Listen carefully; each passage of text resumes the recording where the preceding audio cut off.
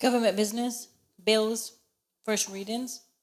The supplementary appropriation, July 2013 to June 2014, Bill 2017.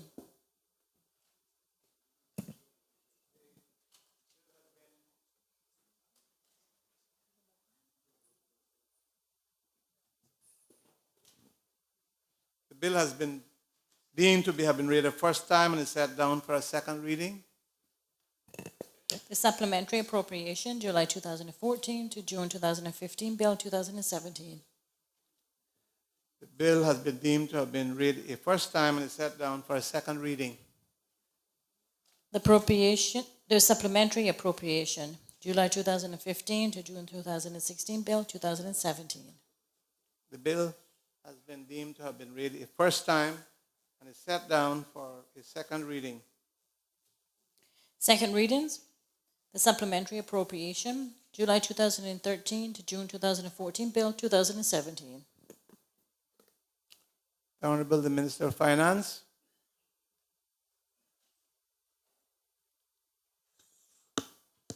Thank you, Mr. Speaker.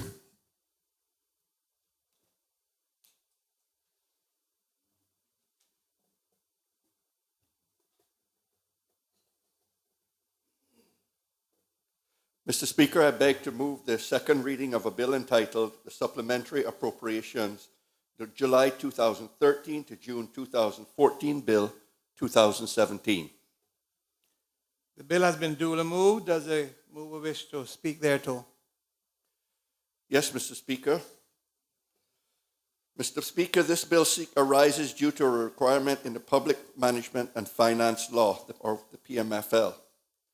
Honourable members are well aware that circumstances arise during the course of a financial year that necessitate changes to the appropriation law passed by the Legislative Assembly for that financial year.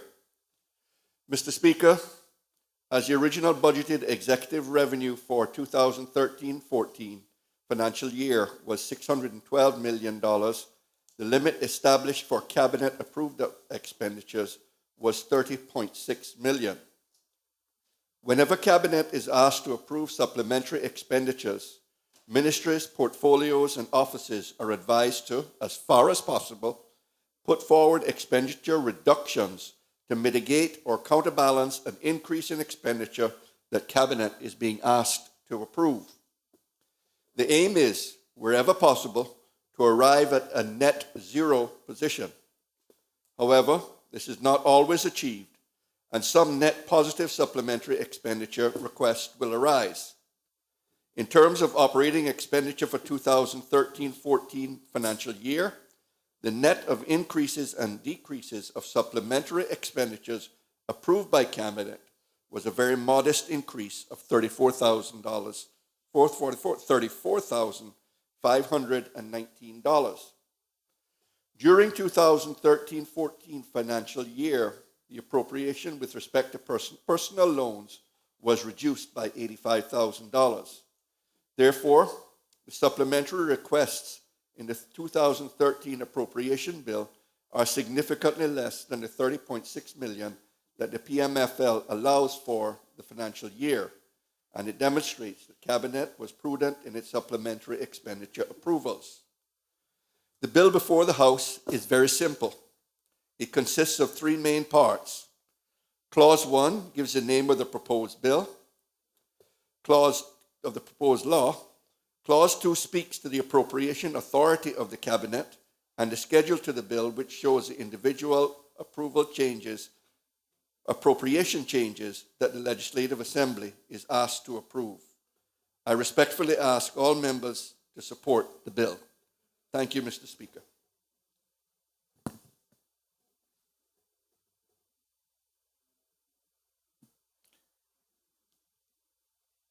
Does any other member wish to speak?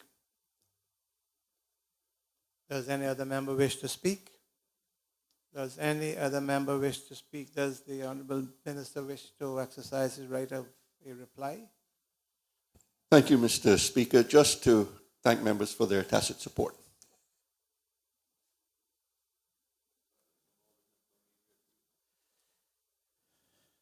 The question is that a bill shortly entitled the Supplementary Appropriation July 2013 to June 2014 Bill 2017 be given a second reading. All those in favor, please say aye. Aye. Those against? The ayes have it. The Bill 2013 has been given a second reading.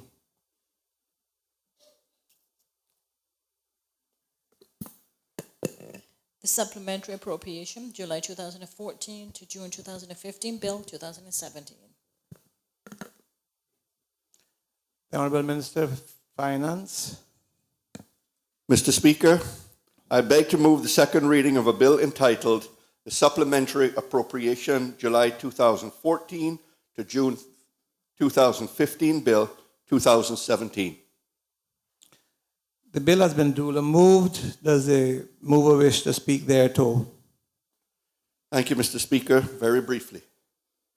Mr. Speaker, as with the previous bill for 2013-14 financial year, this bill arises due to a requirement of the Public Management and Finance Law, the PMFL.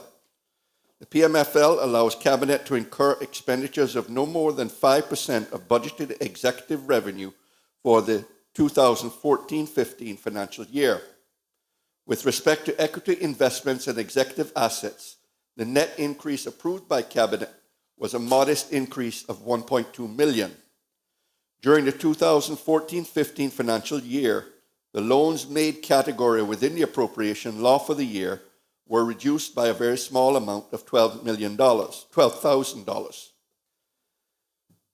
Therefore, the supplementary requests for the 2014-15 appropriation bill are significantly less than the $31.2 million that the PMFL allows for the financial year, and it shows Cabinet was prudent in its supplementary expenditure approvals.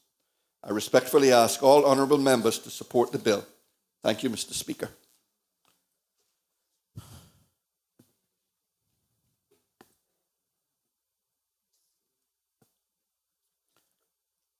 Does any member wish to speak?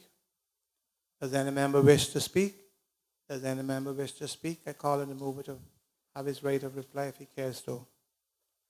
Thank you, Mr. Speaker. Just to thank members for their tacit approval.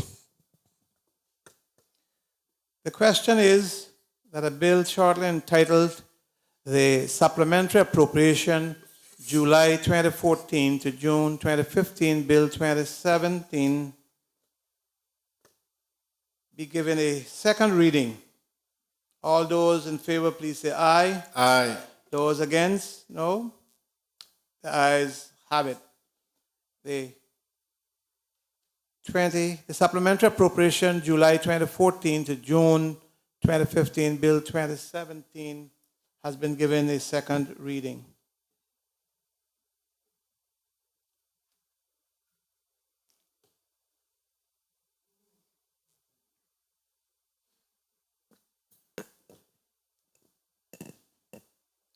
The Supplementary Appropriation, July 2015 to June 2016, Bill 2017. The Honourable Minister of Finance. Mr. Speaker, I beg to move the second reading of a bill entitled the Supplementary Appropriation July 2015 to June 2016 Bill 2017. The bill has been duly moved. Does the mover wish to speak thereto? Thank you, Mr. Speaker. Very briefly, Mr. Speaker, as with the previous bills on the order paper, this bill arises due to a requirement in the PMFL. The PMFL allows Cabinet to incur expenditures of no more than 5% of budgeted executive revenues for the 2015-16 financial year. These three items, Mr. Speaker, as the original budgeted executive revenue for 2015-16 was $628.2 million, the limit established for Cabinet-approved expenditure was $31.4 million. In terms of operating expenditures for the 2015-16 financial year, the net of increases and decreases of supplementary expenditure approved by Cabinet was an increase of $13.9 million. Mr. Speaker, this overall amount is dominated by three items. First, approximately 2.9 million was requested with respect to services for irregular migrants or refugees. 1.4 million was approved as a supplementary expenditure for mosquito control services in light of the fight that we had against the Zika virus.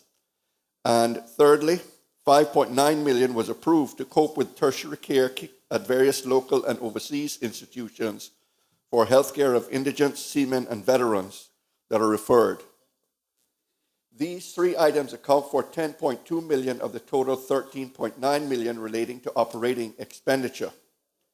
With respect to equity investments and executive assets, the net increase approved by Cabinet was a very modest 2.1 million. Therefore, the supplementary requests in the 2015-16 appropriation bill are significantly less than the 31.4 million that the PMFL allows for the financial year end, once again demonstrating Cabinet's prudence in its supplementary expenditure approvals. I respectfully ask all honourable members to support the bill. Thank you, Mr. Speaker. Does any other member wish to speak?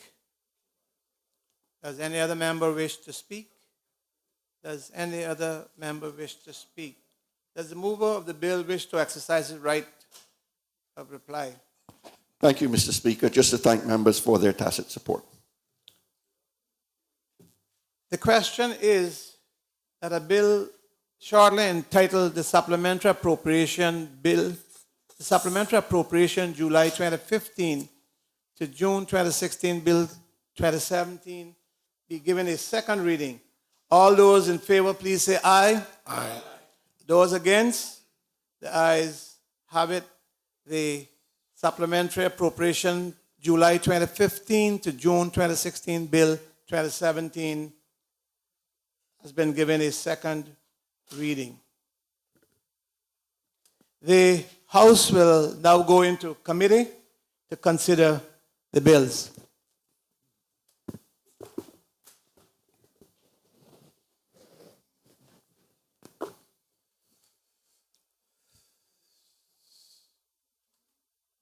You got to take him with his financial secretaries here.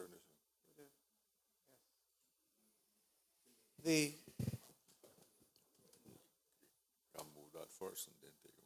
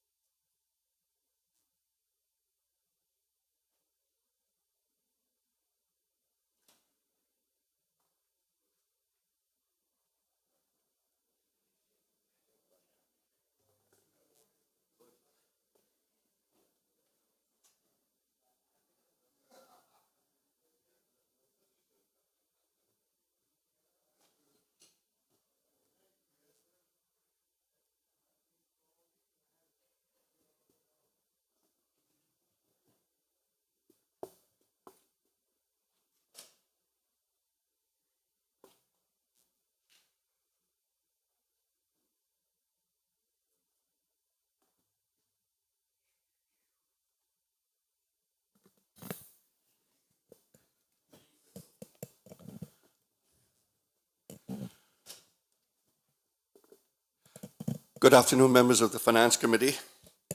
I'd like to call the meeting to order. The purpose of the meeting this afternoon is to consider the following items: Supplementary Appropriation July 2013 to 2014 Bill 2017, and the accompanying Supplemental Annual Plan and Estimates for the financial year ended 30th of June 2014. Secondly, the Supplementary Appropriation July 2014 to June 2015 Bill 2017, and accompanying supplementary annual plan and estimates for the financial year ended 30th of June 2015. 3. The Supplementary Appropriation July 2015 to 2016, June 2016 Bill 2017, and accompanying supplementary annual plan and estimates for the financial year ended 30th of June 2016. And 4th, a paper entitled 2016-17 Budget Request to Incur Expenditure in Advance of Appropriation. In relation to this last item, I will now ask that this paper be circulated to members, and we will deal with it after we have concluded items 1, 2, and 3 on the agenda.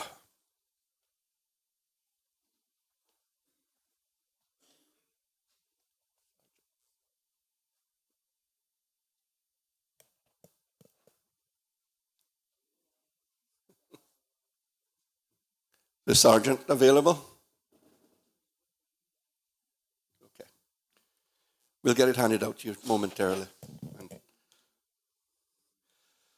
But in terms of protocol and conduct of this meetings, colleagues, all questions and answers and comments from members must be made through me as the chair and not directly to other members. If any witnesses are called on to provide an answer or explanation, please clearly state your name and your job title for the record. I wish to bring again to the attention of honourable members that the supplementary appropriation requests for the prior financial years reflect the organisation structure of the government in the past administration, and as a result, current ministers, official members, and their staff may find it difficult to answer some questions.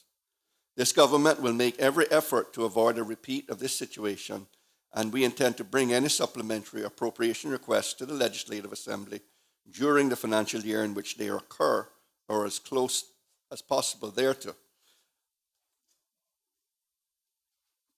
Now, the first item on the agenda is the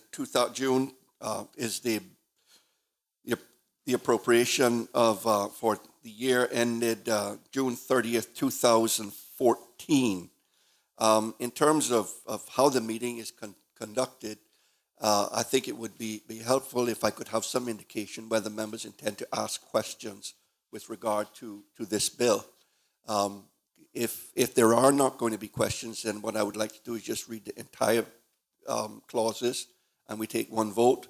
But if there are questions, then we're going to have to deal with those, as we move, as members would like to. So if I could have some indication, that would give me an idea of how I need to conduct the meeting.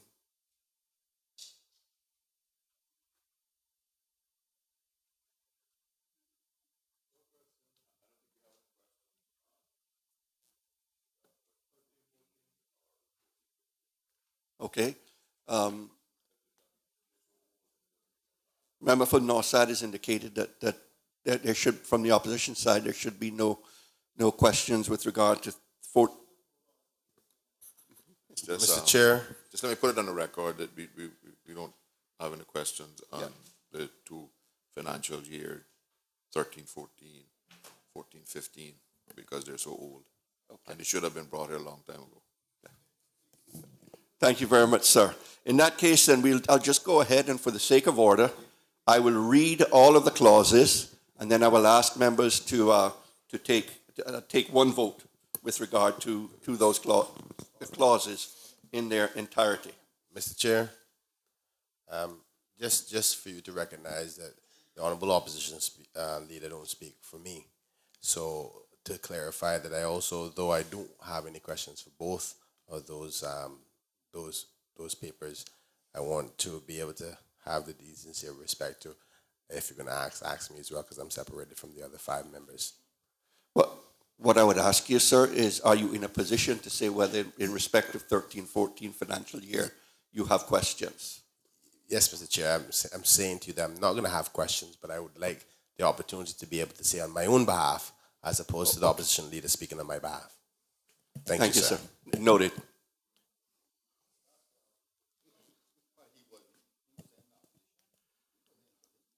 I will now read the various clauses here. Appropriations to the Premier. CBO 20, advice and assistance to the Premier and administration of the Premier's office, reduction of $11,000.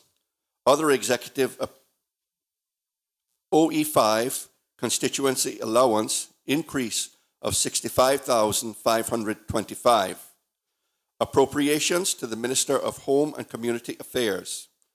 HCA 4, processing status and permanent residency applications, a decrease of $98,887. HCA 5, immigration entry and extension services, increase of $79,131. HCA 6, entry documents and passports, a decrease of $79,131.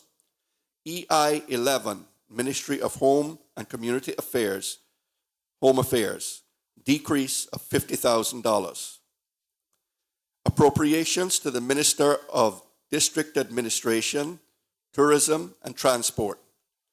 DAT 1, advice and support to the Minister of District Administration, Tourism and Transport, decrease of $6,614. DAT 2, government services to Cayman, in Cayman Brac and Little Cayman, decrease of $104,224.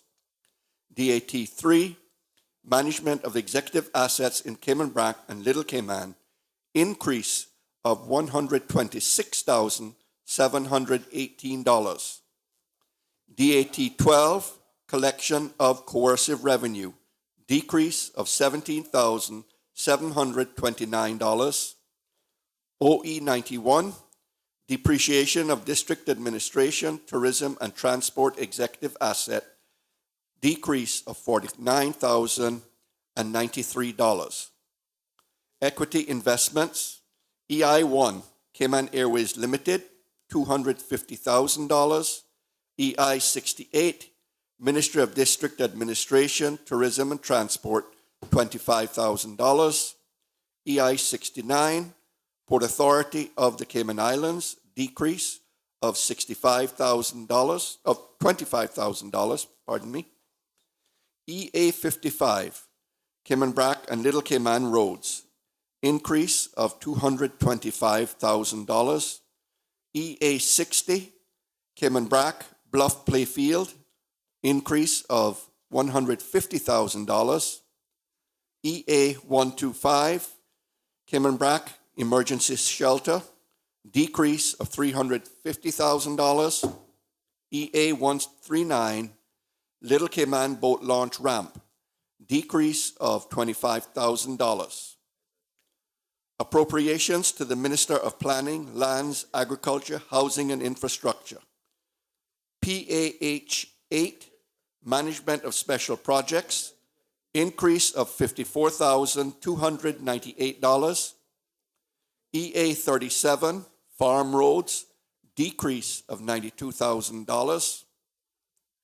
EA 138, Cayman Islands Environmental Center, increase of $92,000.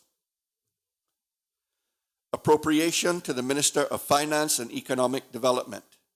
LM3, Personnel Loans, decrease of $85,000.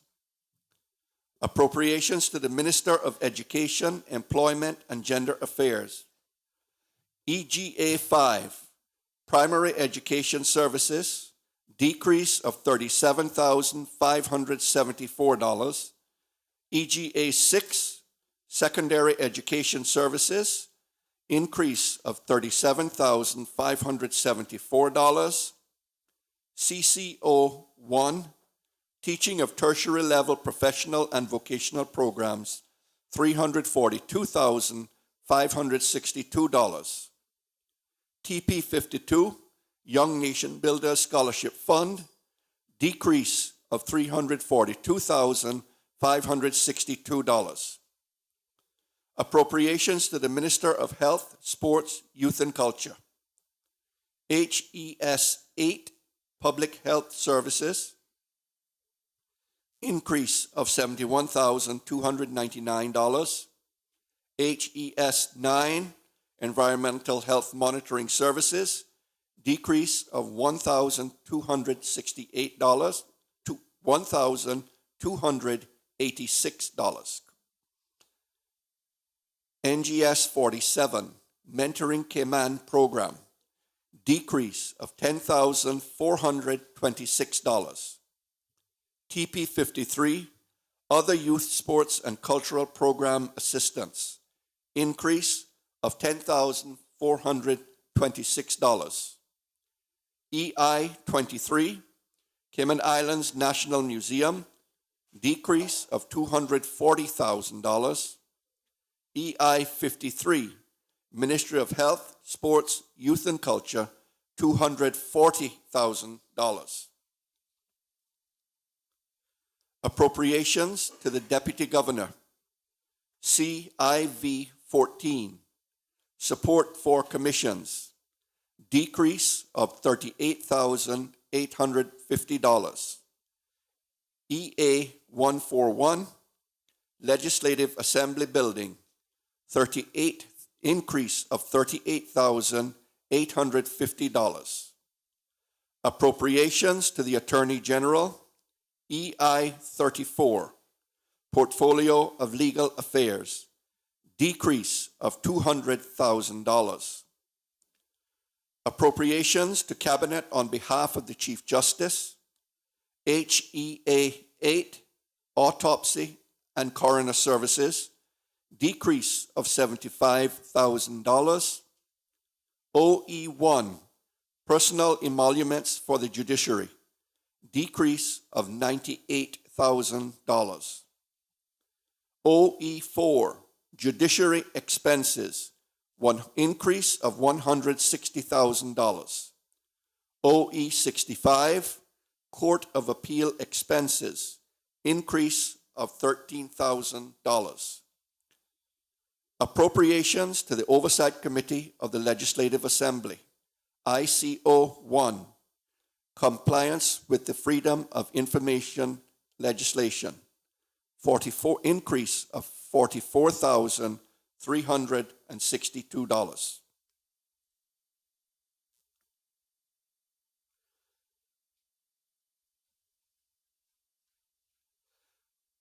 I now put the question that the supplementary appropriations just read and detailed now stand part of the schedule.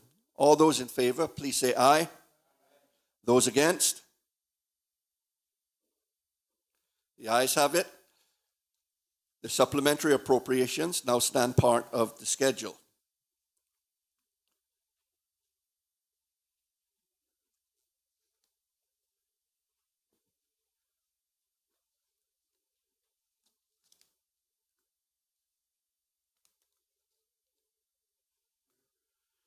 Clause 1, short title.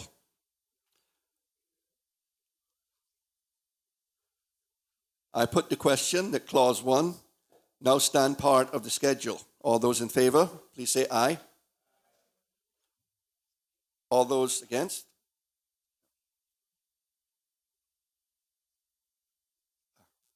Okay, correction. I put it to members that Clause 1 now stand part of the bill. All those in favor? Those against? No. The ayes have it. I put the question that Clause 2, Appropriation Authority, now stand part of the bill. All those in favor, please say aye. Those against? Clause 2 now stands part of the bill.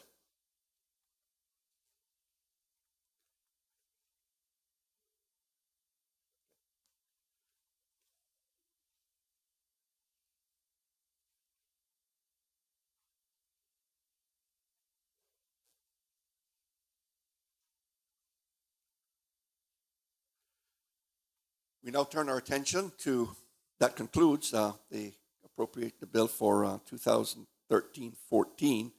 We now turn to the supplementary appropriation, July 2014 to June 2015, Bill 2017, and the supplementary annual plan and estimates. Once again, I will follow the same procedure. I will read all of the clauses, all of the appropriations, and put them to the vote of this Finance Committee. Appropriations to the Minister of Home, Health and Culture, Home Affairs. HCA 4, Processing Status and Permanent Residency Applications, increase of $11,241,000. HCA 6, Processing Entry Documents and Passports, increase of $2,667. NGS 38, Services for Refugees, $1,470,000. TP 46, Emergency Relief Payment, increase of $51,000. Appropriations to the Minister of Home, Health and Culture, Health. HES 1, Policy Advice and Ministerial Services, decrease of $32,247. HES 4, decrease Sports Coaching and Training Programs, decrease of $1,451,828. HES 5, Youth Education, Mentorship and Community Activities, decrease of $356,561. HEA 22, Preparedness for and Responding to Ebola Virus Disease, increase of $1,718,817. NGS 47, Mentoring Cayman Program, decrease of $9,025. NGS 55, Tertiary Care at Various Local and Overseas Institutions, increase of $5,375,203. NGS 58, Elite Athletes Program, decrease of $39,425. NGS 59, Youth Development Programs, decrease of $26,125. NGS 60, Sports Programs, decrease of $479,188. NGS 61, Other Sports and Cultural Programs, decrease of $68,400. NGS 83, Other Cultural Programs, increase of $5,700. TP 49, Youth Programs and Other Non-Government Organizations, decrease of $125,875. TP 53, Other Youth, Sports and Agricultural Program Assistance, decrease of $81,801. TP 70, Athlete Development Program, decrease of $119,225. TP 73, Other Cultural Program Assistance, increase of $52,800. EI 53, Ministry of Health, Sports, Youth and Culture, decrease of $206,399. EI 73, Health Services Authority, Pandemic Response to Ebola Virus Disease, increase of $1,281,184. EI 72, Cayman National Cultural Foundation, increase of $70,443. Appropriations to the Minister of Community Affairs, Youth, Sports and Culture. HCA 27, Policy Advice and Support to the Minister of Community Affairs, increase of $32,247. HCA 34, Sports Coaching and Training Programs, increase of $1,451,828.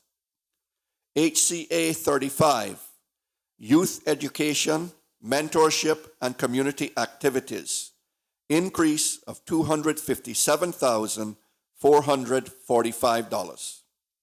HCA 36, Cadet Training Program, increase of $99,166. NGS 47,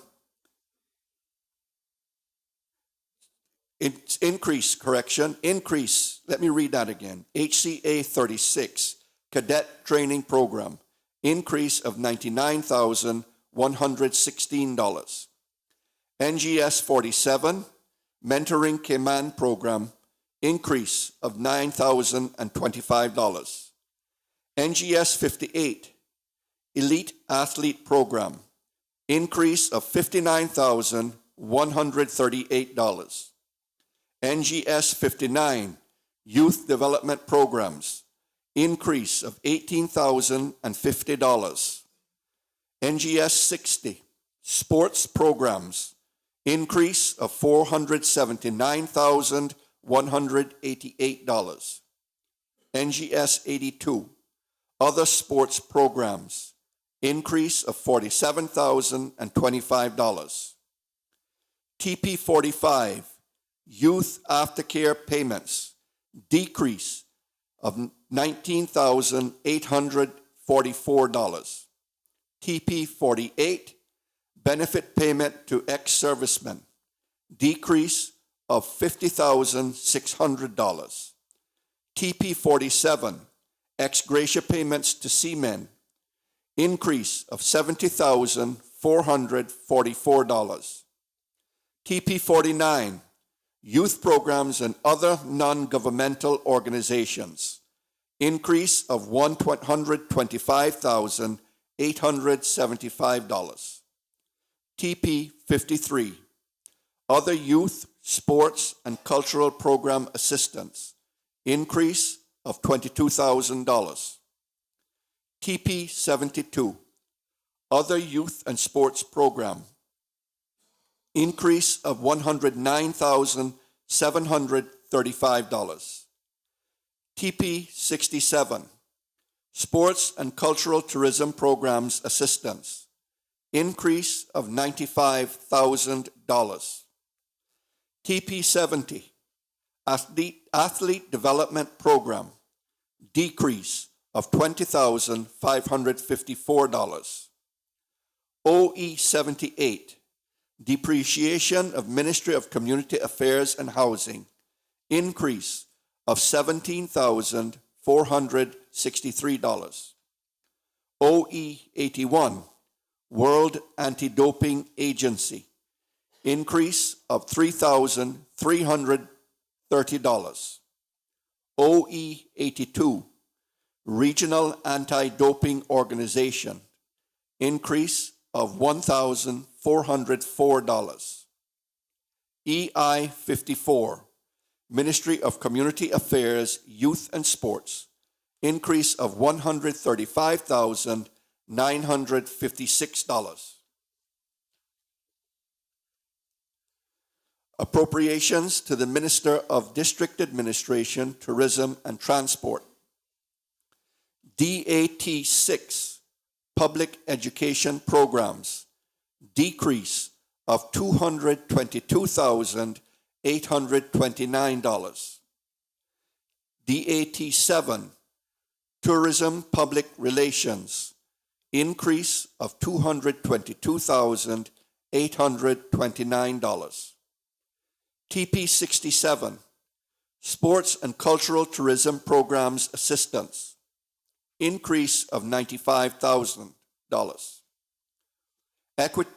EI1, Cayman Airways Limited, increase of $1 million. EI 68, Ministry, District Administration, Tourism and Transport, increase of $30,000. EA 55, Cayman Brac and Little Cayman Roads, decrease of $270,000. EA 60, Cayman Brac Bluff Playfield, increase of $250,000. EA 125, Cayman Brac Emergency Shelter, decrease of $80,000. Appropriations to the Minister of Planning, Lands, Agriculture, Housing and Infrastructure. PAH 8, Management of Special Projects, decrease of $30,000. PAH 9, Management of Land Information, decrease of $30,000. PAH 13, Provision of Planning Services, decrease of $30,000. PAH 16, Licensing of Drivers and Vehicles, decrease of $30,000. TP 74, Assistance in Respect of Livestock, increase of $150,000. EI 71, Ministry of Planning, Lands, Agriculture, Housing and Infrastructure, increase of $90,000. EA 9, Land Purchase, Gazetted Claims, increase of $725,000. EA 36, Miscellaneous Road Surface Upgrades, decrease of $1,767,800. EA 37, Farm Roads, decrease of $40,000. EA 78, Government Office Accommodation Project, $50,000.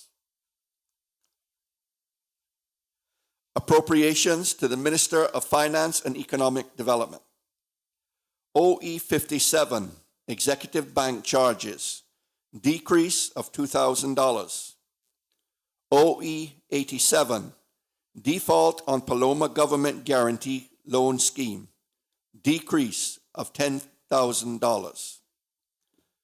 LM3, Personnel Loans, decrease of $25,000. LM4, Overseas Medical Advances, decrease of $75,000. LM11, Settlement Loans, increase of $100,000. Appropriations to the Deputy Governor. CIN2, Health Insurance for Civil Service Pensioners, increase of $645,000. OE 99, ex gratia payments, former members of the Legislative Assembly, increase of $12,000. Appropriations to the Attorney General. LGA 1, provision of legal advice and representation, increase of $928,816. LGA 5, policy advice to the Attorney General, decrease $928,816.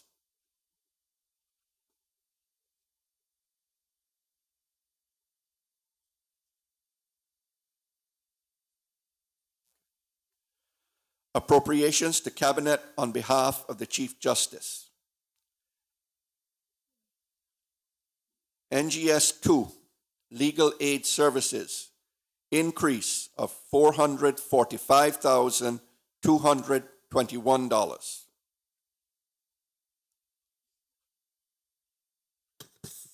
Mr. Chairman, Yes, Premier. or maybe I should let you call it first, sir. Okay.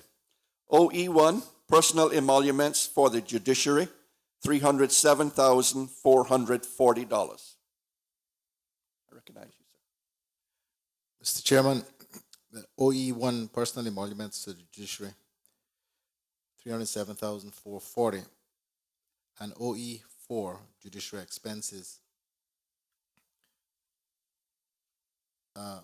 reduction of 175,000, need to be swapped around. They are misplaced on the schedule, so that personal emoluments of the judiciary should be reduced by 175,000 and judiciary expenses increased by 307,440.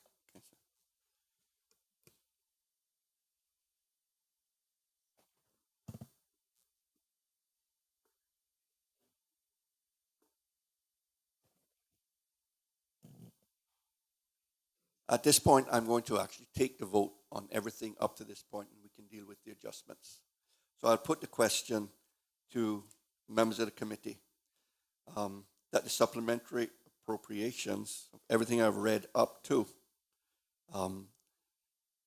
OE, other executive expenses with regard to appropriations to cabinet on behalf of the Chief Justice, that they all stand part of the schedule.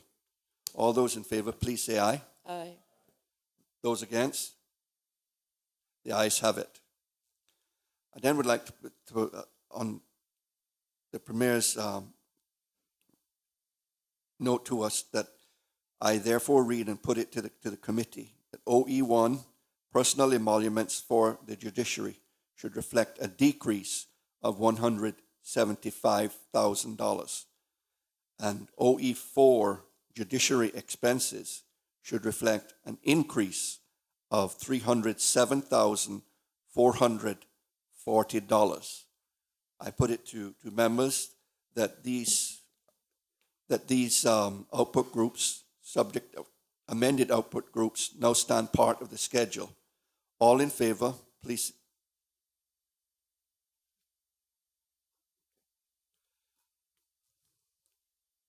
I put it then to the amendment, if I could have put it to a amendment that we take a vote on approving the actual amendments. So I'd put it to the committee that the amendments that I have just read to members be and to the committee be approved. Those in favor? Aye. Those against? Okay. Schedule as amended then is now carried. And there,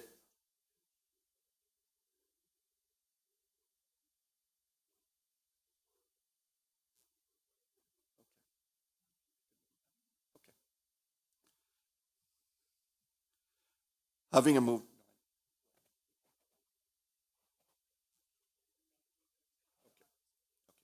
I put it there to the committee that OE1, personal emoluments for the judiciary, and OE4, personal emoluments to the for the judiciary, showing a decrease of $175,000, and OE4, judiciary expenses, $307,440 as amended, now stand part of the bill. All those in favor, please say aye. Aye. Those against? The ayes have it.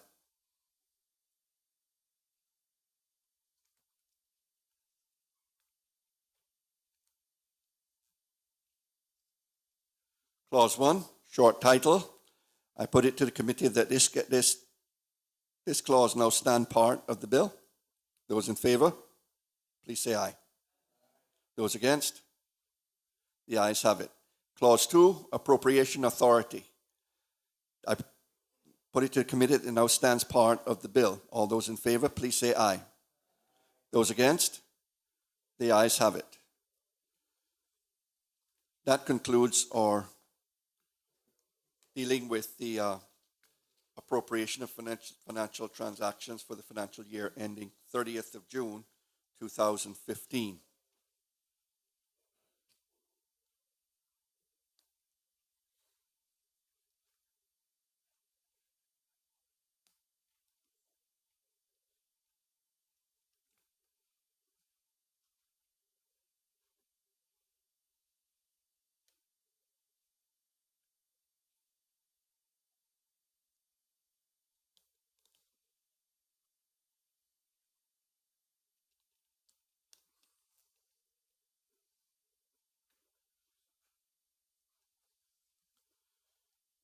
We will now turn our attention, honorable members, and begin with this, conclude with the supplementary appropriations, July 2015 to June 2016, Bill 2017, and the accompanying supplementary annual plan and estimates for the financial year ended 30th of June 2016.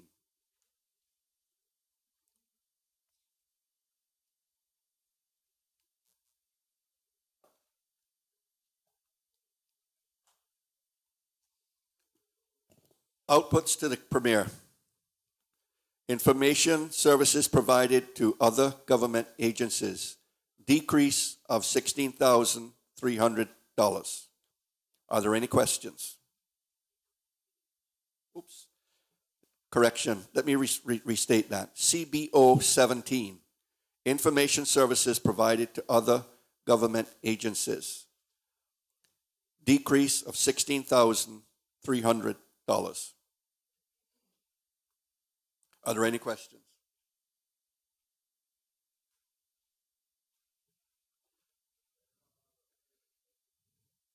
If there are no questions, I put the appropriation to the vote. All those in favor of CBO 17, information services provided to other government agencies, of decrease of 16,300, please say aye. Those against? The ayes have it. OE5, constituency allowance, increase of $16,300. Are there any questions? If there are no questions, I put the matter to vote that OE5, constituency Mr. Chair. allowance, increase. Mr. Chair, Mr. Bryan? can you indicate the reasons for the increase in the constituency allowance? Mr. Bryan, I'm not in a position to indicate why. I would have to defer to the Premier since it is to the Premier's appropriation.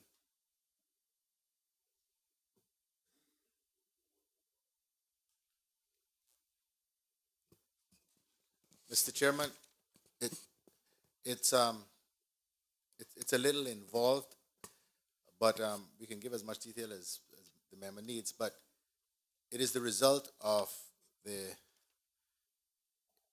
three members who were on the government bench who moved over to the other side, having had their constituency allowances increased, because when they were with the government, they were saving the country money by sharing offices. Sharing offices. Then they went on their own and cost the country more money and the government more grief. That's a reasonable explanation. Any other questions? No, Mr. Chair. Go ahead, Chairman, Mr. I'd just like to register my disagreement with that explanation.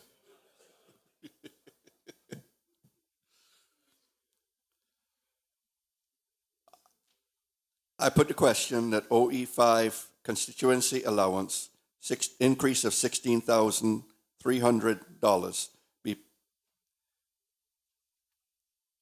form part of the bill. Those in favor, please say aye. Those against? The ayes have it. Mr. Chair, I beg your indulgence.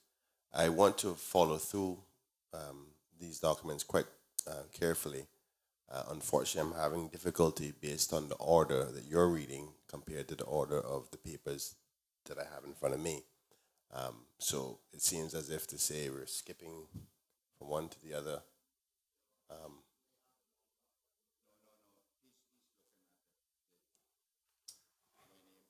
He's not looking at the bill. Well, I don't have the bill.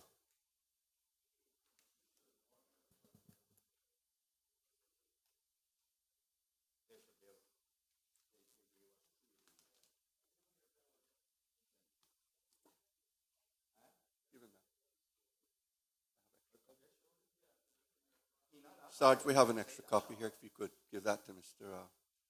Bryan.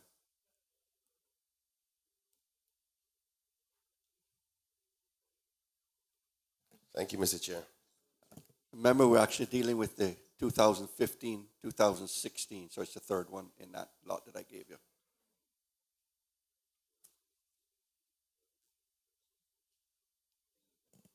And we're on page 4. Appropriations to the Minister of Home Affairs, Health and Culture, Home Affairs, NGS 38, Services for Irregular Migrants, increase of $2,897,702. Are there any questions?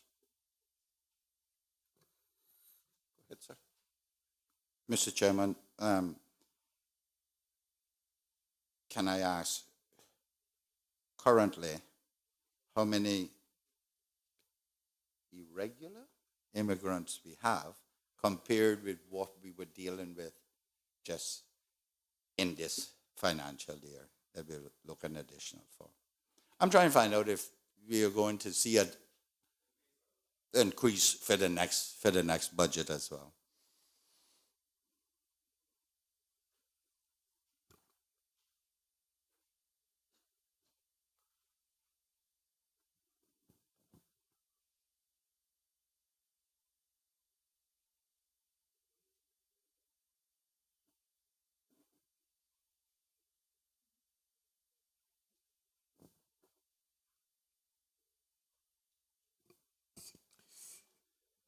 Mr. Chairman, I suppose the best way to do this is to look over the course of the last 5 years. In 2012, it was 69, 2013, 70, 2014, 143, 2015, 226, 2016, 310, and currently for this year, so far, 70.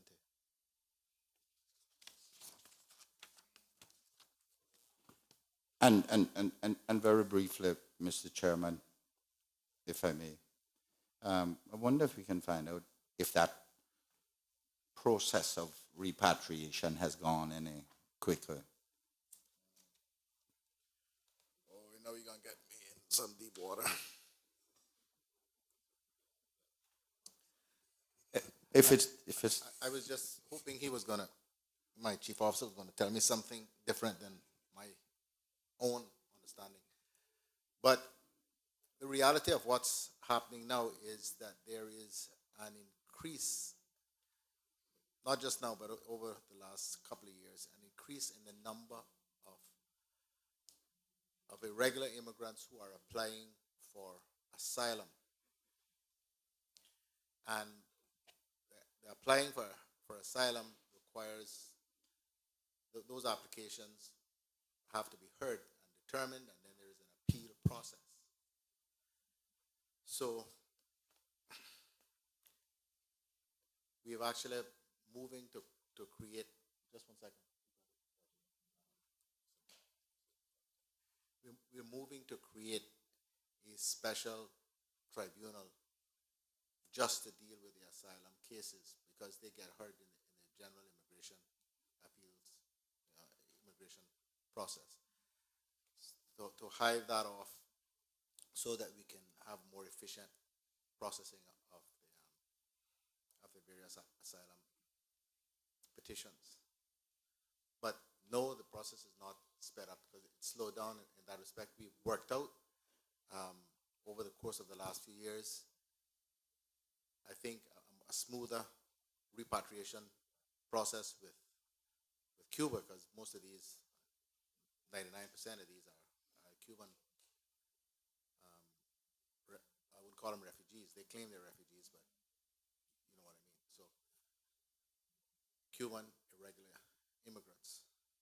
But the process is slow, but we are bound to obviously follow it and to ensure that we honor all of our convention obligations with respect to people who make application for asylum. Mr. Chairman, I thank the Minister, the Premier for that. So we have reduced the time to repatriate those who have agreed to be repatriated.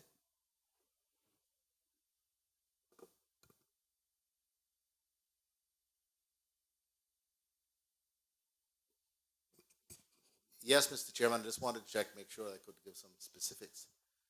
Dramatically, that's been dramatically improved. We've gone from, in some cases, months to as little as 18 days now.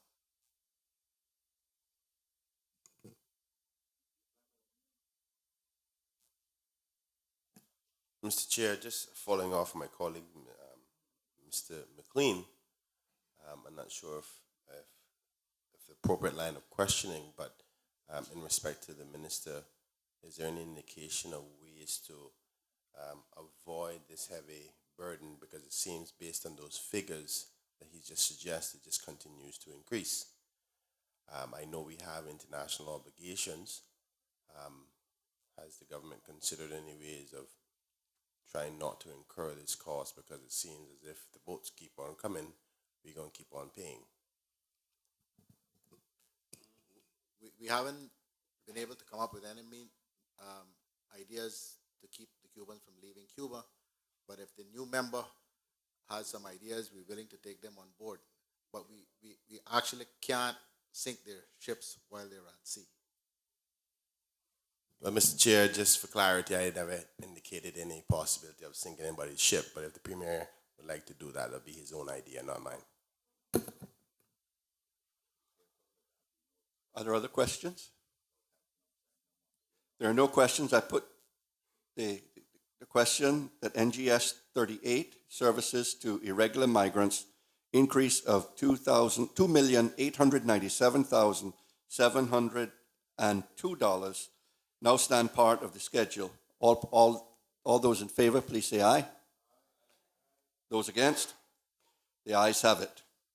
TP 46, emergency relief payments, increase of $68,666. Are there any questions?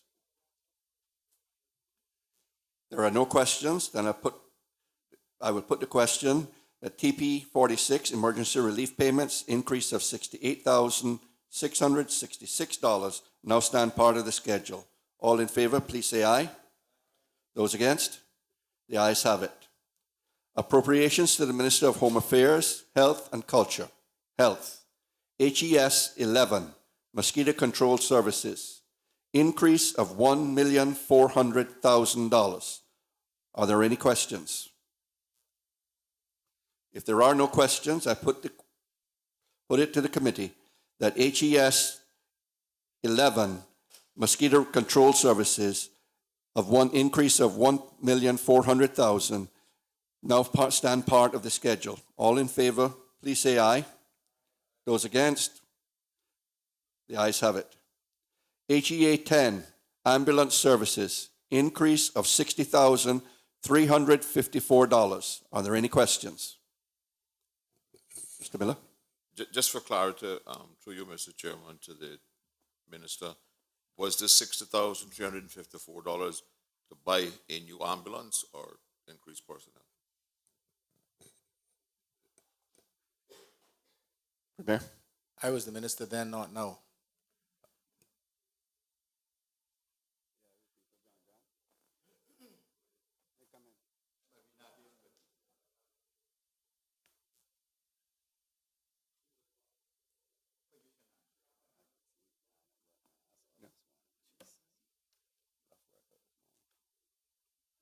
But Mr. Chairman, this is an operating expense, so it wouldn't be a capital.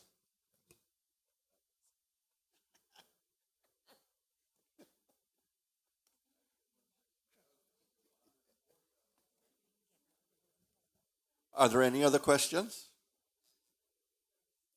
If not, I will now put the question that HEA 10 ambulance services for $60,354 now stand part of the schedule. All those in favor, please say aye. Those against? The ayes have it. HEA 11, services at district health clinics, increase of $97,055. Are there any questions? Mr. McLean? Thank you, Mr. Chairman. Mr. Chairman, can we get an understanding of where these services, this increase in services were experienced?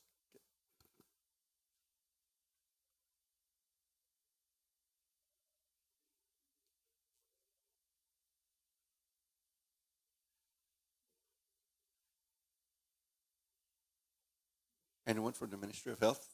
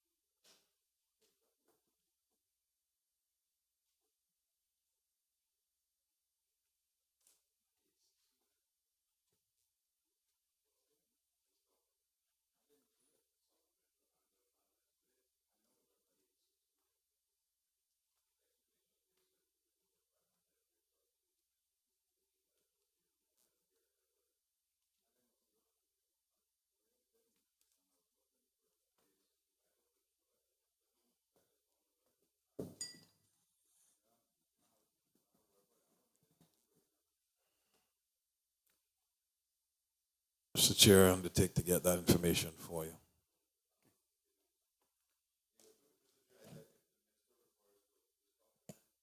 Yeah. On page 16 of this document, it does contain the information.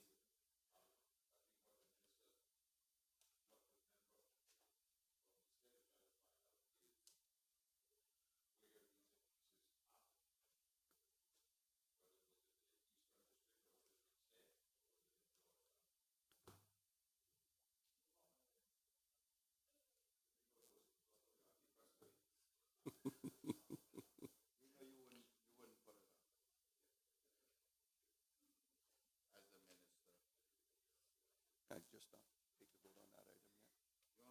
Don't take the vote on it.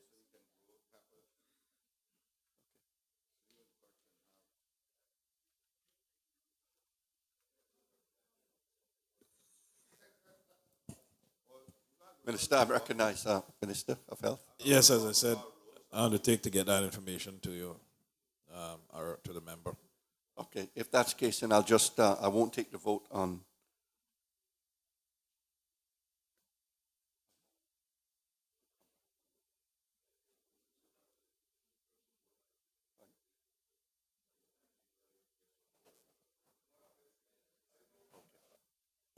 Okay. Given the undertaking, then I'll put, if there are no further questions, I'll put the matter to the vote. Which one is that, sir? That's HEA 11. You'd undertaken, I think, to provide, did I understand that you undertook to provide it, or the information in writing? Yeah, okay. In writing when, Mr. Chairman? Minister? As soon as the chief officer is back.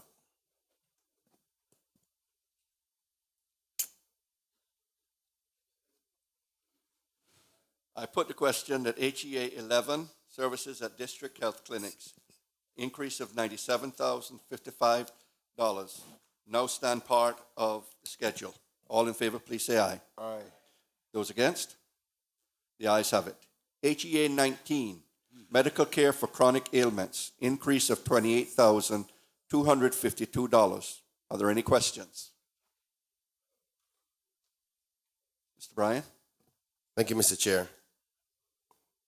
Without going ahead of myself and dealing with the current appropriation here, maybe I should wait till the next two. Okay, thanks. Okay. There are no questions, then I put the question to the committee that HEA 19, medical care for chronic ailments, increase of $28,252, now stand part of the schedule. All those in favor, please say aye. Those against?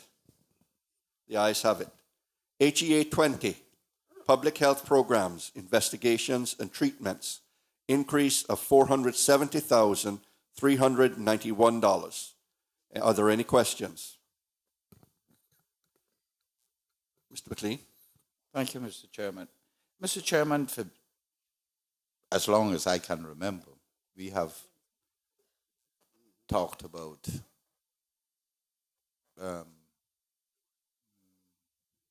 public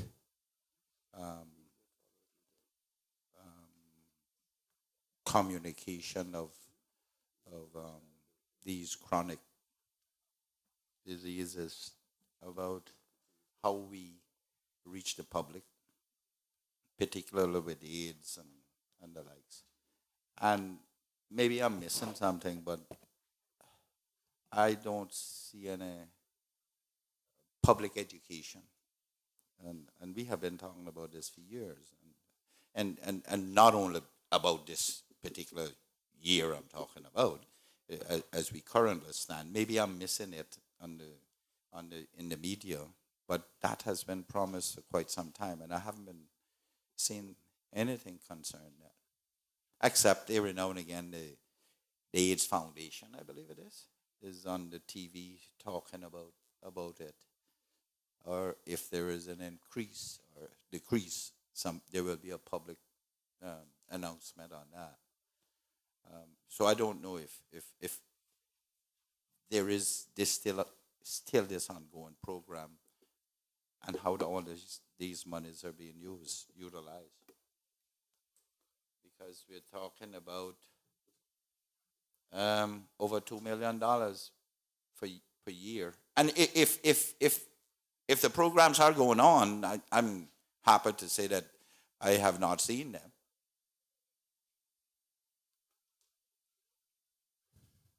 Minister, are you able to shed some light?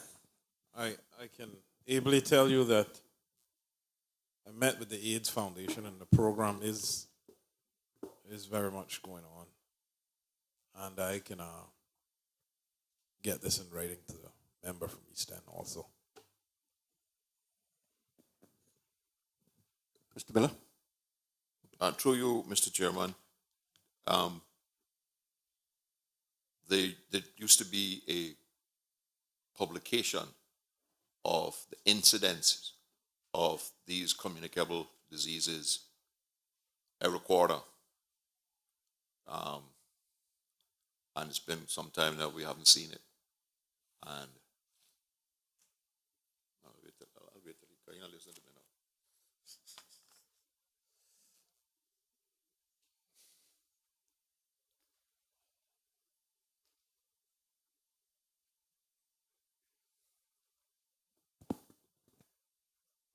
Member, continue, please.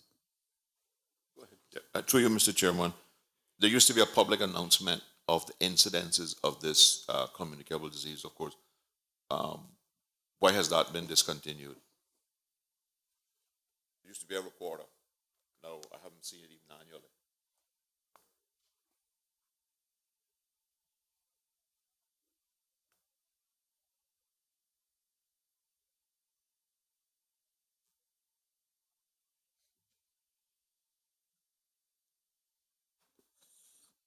It is still reported and recorded. I've heard it myself. Through you, Mr. Chairman, the purpose of reporting it is so that the population gets understanding. So I don't know what media they're using to report it in now, but maybe you could tell us how often it is done, what media it is put in, and how it's reported.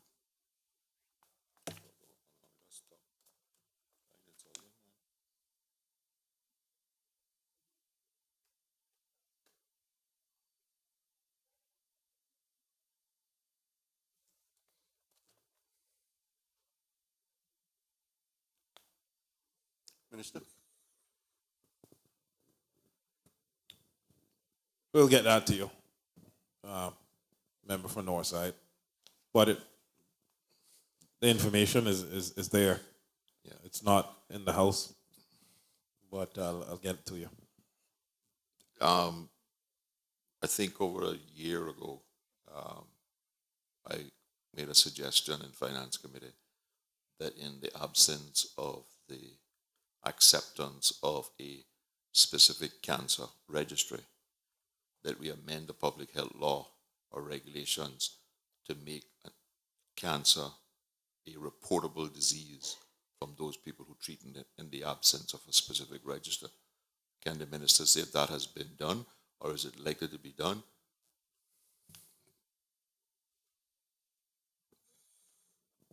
I can tell you that as I took office, that was one of the discussions about cancer registry the chief officer had with me. So it's being done, or it's going to be done.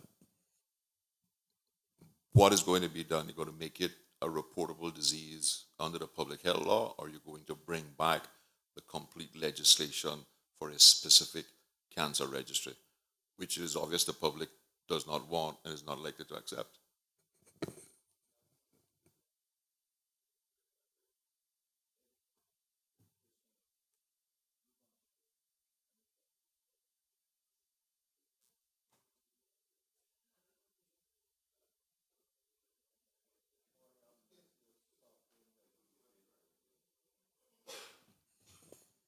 Yeah, there was some confusion there. The public doesn't want it, but the ministry wants it, and I'll have further discussion.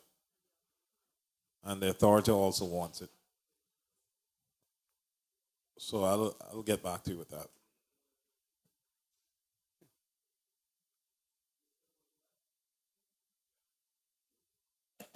Question, Mrs. Cook? Thank you, Mr. Chairman. Just on the health promotion program aspect of this, how much of this is directed at the schools, the high schools in particular? Minister?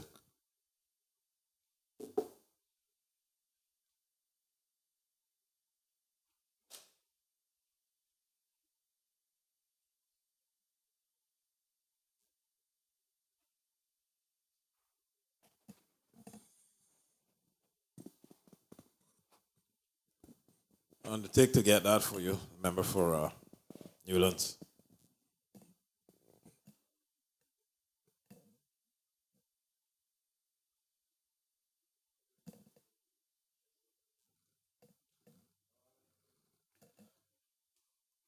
There are no further questions. I put the question. HEA 20, Public Health Programs, Investigations and Treatments, increase of $470,391. Do stand part of this schedule. All those in favor, please say aye. Those against? The ayes have it. And Mr. Chair, I was just on the sidebar. It wasn't direct related. I was just making an observation that it's really not fair to the ministers or senior staff to be on vacation at this time. When I worked in the private sector in my former life, key staff was not allowed to take vacation, and I don't think government should be any different. comments are duly noted. Mr. Chairman, for my part, I support the view of the minister. However, I have a job to do. And I expect that I'm going to carry out my job in accordance with the flexibilities that are afforded me within here. Do we have the people from the ministry here that can assist in resolving these questions?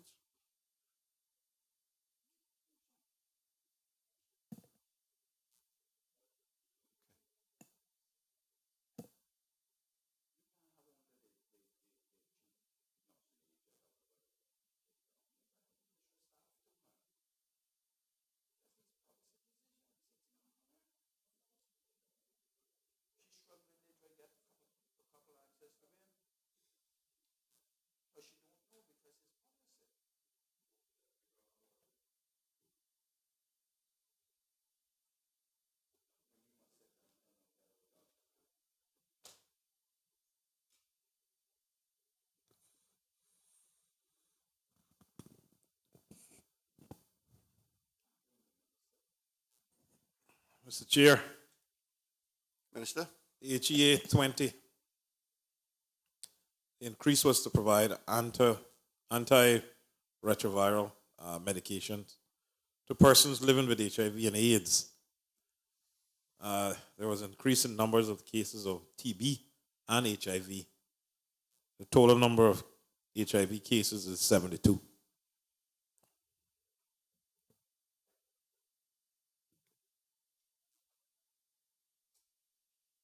Brian? Thank you, Mr. Chair. And do apologize, Minister, because I see that you're not at full 100 with your team. But I definitely have a question now in respect to those numbers. And I'm not sure if that lovely, amazing lady who assisted you just now can do it again. But can I am full 100 with my team. To you, Mr. Chair, by all means, those comments weren't meant in a negative way or try to undermine the minister, but just recognizing the difficulties that he's facing without all of his team. But I would like to ask the minister if he can indicate whether those 72 are all Caymanian or not. Minister, are you able to answer?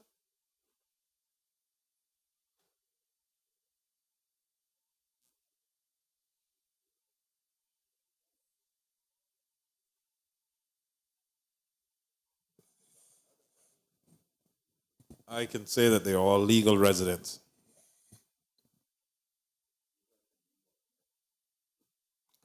To you, Mr. Chair,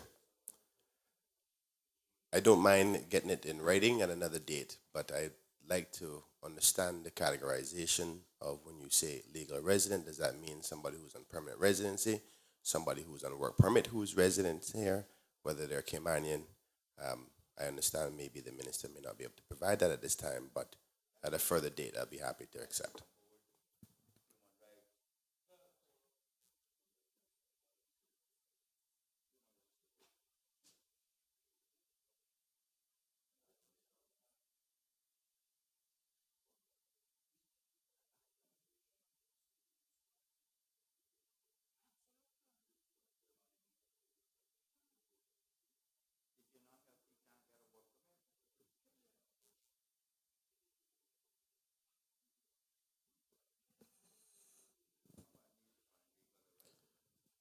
Yes, I can provide that information for you in writing, but because of human rights, can't distinguish that information in public.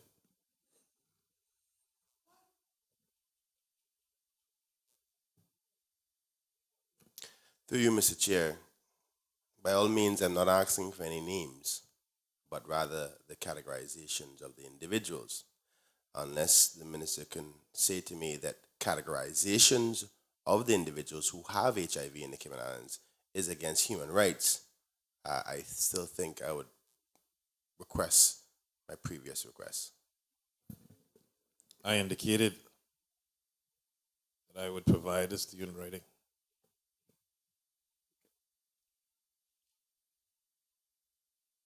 If there are no further questions, I'll take the vote.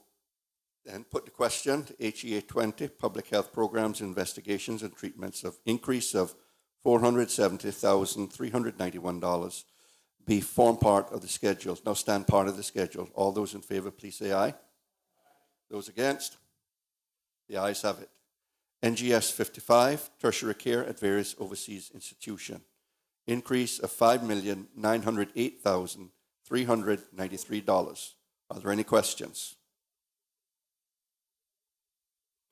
Mr. Chair, through you to the minister, I recognize that this appropriation was for 2015 to 2016 in respect to tertiary care for various overseas institutions for, let me just find it here, for persons on cynical and semen. And I also see that in the next request for expenditure in advance of appropriation, there's another large, significant 6.2 million. So that's practically $12 million more within a 2-year period than budgeted. By all means, I know that you cannot predict sicknesses, but it brings me back to a question in respect to the SBS, where the Honorable Premier stated, and I quote on page 19, "And so government will develop a new working arrangement with Health City and with other medical facilities to ensure that more Caymanians insured through Cynical can benefit from high-quality health care they provide." Now, I know that much of this money that is being appropriated went overseas.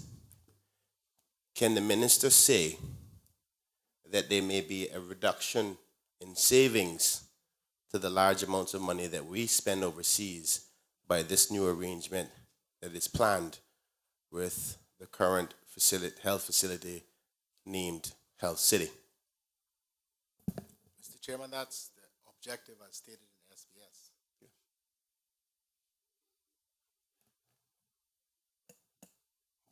Was that on the record? I wasn't sure if that was a cross-table comment or on the record. I spoke into the mic, Mr. Chairman. It's on the record. Any other questions? If not, I will put the question. NGS 55, tertiary care at various overseas institutions, increase of 5,908,393. Stand part of the schedule. All in favor, please say aye. Those against? The ayes have it. OE 105, settlement of claims, increase of $350,000. Any questions?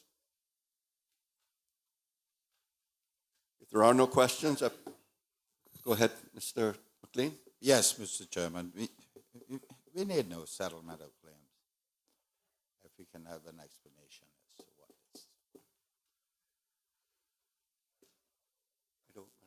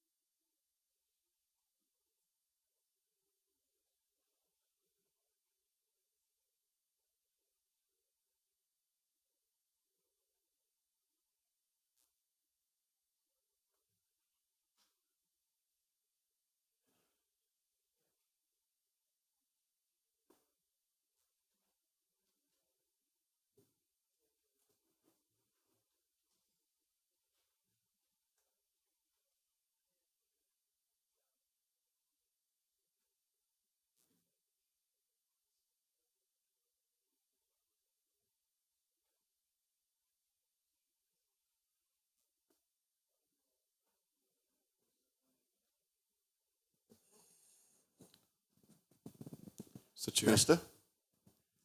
this was a part payment on a case that was recently settled. These were the legal costs. If I'm understanding you correctly, you're saying it forms part of, it's in relation to the additional expenditure we're seeking here Yes, in this one. yes. Mr. Chairman, can the minister say what do you mean part? Explain what he means by part payment on a case that was recently settled? Can Minister? Premier? we have an in-camera discussion? Mr. Chairman, since I was the Minister of Health, I now know what this was. Been reminded. Mr. Chairman, there is this sum here, and there is a significantly larger sum proposed in the request to incur expenditure schedule that will follow this for the current budget year. These sums are with respect to the settlement of a major claim against government arising from an accident that occurred some 15 years ago, which has now been the subject of a court case and a judgment. And we really shouldn't go into too much detail about the numbers because at this stage, because they may actually compromise the settlement, because the final figures have not been agreed on yet as between the Attorney General and the attorneys for the plaintiff in this matter. So if we disclose what the actual sums are in here, it may actually prejudice the arrangement that is come to. But members can see from the schedule what those numbers are. Mr. Chairman. But that's what it's in relation to. Okay. Mr. Chairman, I appreciate sensitivities surrounding cases that are incomplete. I appreciate that, and we all do. However, the time has come and passed that when this government finalizes agreements, there must not be non-disclosure in it because it's public funds. We have had this practice, and it is always that it is in the commercial interest. These are public funds. And I appreciate this one, Mr. Premier, in that it's not completed yet. But we have had so many of these wherein the public does not know what their money is being spent on, and they are expecting from us to do it. And the first thing they do, whether it is the application is made by the plaintiff or the defendant, in many cases we are the defendants. I don't know if those applications are being made from that perspective, but it needs to be stopped. People needs to know, and people must be held accountable. Mr. Chairman, all I would say about that is that it may well be that it is the order of the court, in which case we are bound by that. I'm not saying that will be the case, but I don't know what the circumstances. I'm not involved in the negotiations, as you know, Minister. But these are the sums that have been put forward because we need to appropriate the necessary money now to enable the Attorney General to complete the settlement of the matter. But Mr. Chairman, if I may, and I hear the Premier, but usually it is one side or the other that applies for non-disclosure. And the court then rules, as I understand it, as to whether or not what was presented is reasonable, and yes, they can make that ruling. I hope we are not applying for it.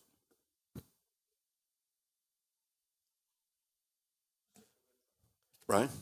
Mr. Chair, just a follow-up question on my colleague from East End, Mr. McLean. Can the Premier, who obviously assisted in the answer to the question, started whether it's a common practice or procedure by the Attorney General's office to have the numbers not disclosed to the public?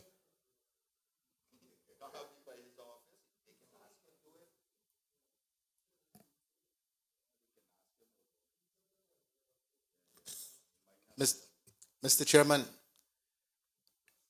in many of these instances, the decision becomes a commercial decision. And government seeks to get the best deal that it possibly can, come to the best arrangement on behalf of the government and by extension the people of the Cayman Islands. And so as in any commercial negotiation or transaction, there are different terms and different conditions which are part of the arrangement. And so I can't sit here, I'm not involved in any of those, but I've been involved in those when I lived another calmer life. And so it is difficult to sit here and say that government would never agree to non-disclosure. It would depend on the circumstances of each case. Mr. Chairman, I totally support the Premier that it depends on the circumstances of each case. And in every case, the circumstances are different. So you can't use one to determine the other. Mr. Chair, I do apologize. I don't want to get into the nasty habits of the House, so I'm not sure if I have to ask a question or make a statement. So please correct me if I'm wrong in any capacity. It's a questioning time. It is a questioning time. Question on this appropriation. I'll make the statement the next time then. Okay. Thank you, Mr. Chair. There are no further questions. I put the question that OE 105 settlement of claims 350 increase of $350,000 now stand part of the schedule. All in favor, please say aye. Aye. Those against? The ayes have it. EI 53, Ministry of Home Affairs, Health and Culture, Health, decrease of $440,532. Are there any questions? Yes, Mr. Chair. This covers Home Affairs, Health, and Culture. Did I hear you correctly saying it? Oh, it is health. It is health. Just a health component. There are no questions. I put the question to the committee that Aye. EI 53, Ministry of Home Affairs, Health and Culture, Health, decrease of $440,532 now stand part of the schedule. All in favor, please say aye. Aye. Those against? The ayes have it. Turning next to appropriations for the Minister of District Administration, Tourism and Transport. EI 1, Cayman Airways Limited, increase of $2,400,000. Are there any questions? If there are no questions, I put it to the committee that EI 1, Cayman Airways Limited, increase of $2,400,000 now stand part of the schedule. All in favor, please say aye. Aye. Those against? The ayes have it. EI 68, Ministry of District Administration, Tourism and Transport, increase of $700,000. Are there any questions? If there are no questions, I put it to the committee that EI 68, Ministry of District Administration, Tourism and Transport, increase of $700,000 now stand part of the schedule. All in favor, please say aye. Aye. Those against? The ayes have it. EA 55, Cayman Brac and Little Cayman Roads, increase of $100,000. Are there any questions? If there are no questions, I put it to the committee that EA 5, Cayman Brac and Little Cayman Roads, increase of $100,000 now stand part of the schedule. All in favor, please say aye. Aye. Those against? The ayes have it. EA 125, Cayman Brac Emergency Shelter, decrease of $1,200,000. Are there any questions? If there are no questions, I will put it to the committee that EA 125, Cayman Brac Emergency Shelter, decrease of $1,200,000 now stand part of the schedule. All in favor, please say aye. Aye. Those against? The ayes have it. EA 143, Cruise Berthing Facility, decrease of $3 million. Any questions? Mr. McLean? Thank you. Mr. Chairman, I guess I was gifted somewhere along the road that I have a pretty good memory. Don't know where to put my hand on it most times, but on the 17th day of June 2015, there was a resolution for the disbursement from Environmental Protection Fund. And one of the recitals says, and whereas the government is seeking approval in the 2015-16 financial year for the amount shown in the attached schedule, totaling $5.18 million, that represents expenditures to be incurred with respect to protecting and preserving the environment of the islands, being met by disbursement from the fund, which is protected by this legislature. That's not what where I say the last part of that. But that attached schedule says Ministry of District Administration, Tourism and Transport, $2.5 million, costs associated with the environmental impact assessment for the cruise berth facility. This is an element of appropriation EA 143. which is for a total amount of 4.2 million. We are leaving 1.2, I think, in there. As I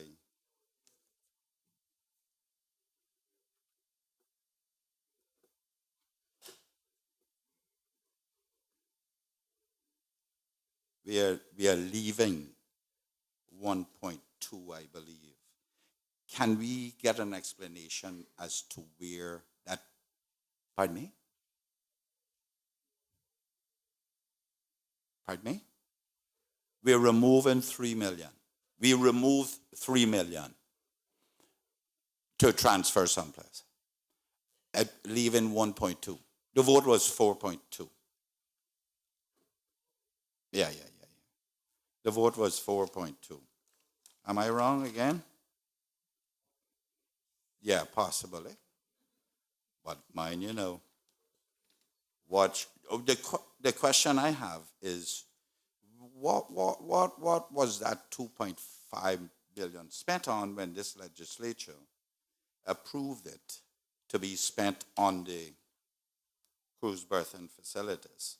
Who authorized it to be moved elsewhere? And that's the protected fund, not that like it's a appropriation. It's specific to the environment. Right.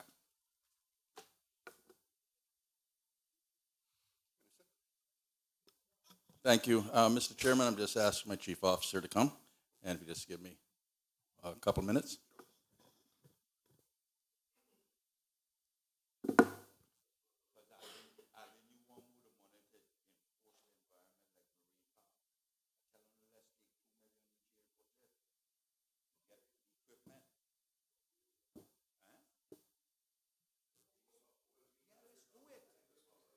But that thing you had your last time, you got a due reward.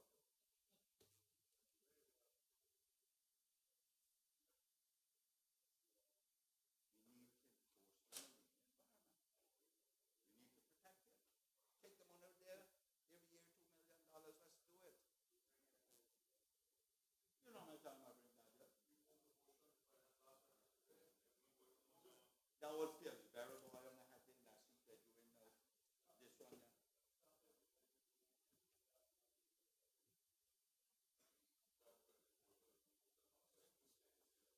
The only thing is good for showing your finger and then pull me back. Get rid of the boards.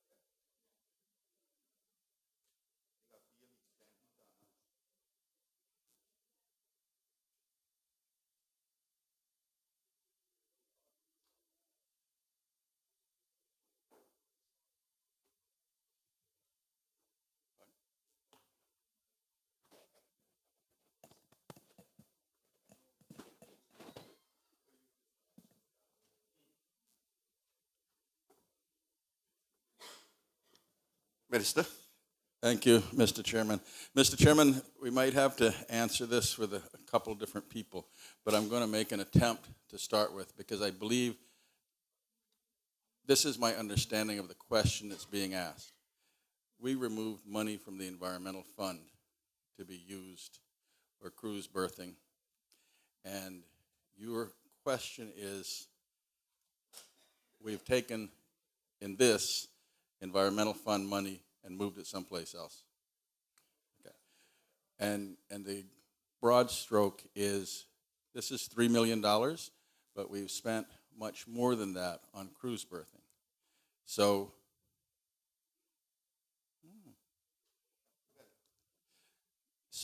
there are two things here. The chief officer is going to explain how the appropriation is and how it was paid out. And then the Minister Finance and Mr. Nixon is going to help with how the environmental fund is actually accessed. Mr. Chairman, I want the minister to do that, but I would draw his attention and their attention to two things prior to them doing that. One, equity injection for the delivery of the design, development of the project, and consultation fees relating to financial and legal services for procuring the cruise berthing facilities. Then, the other thing I would draw their attention to is that there is legislation protecting, albeit a motion, protecting.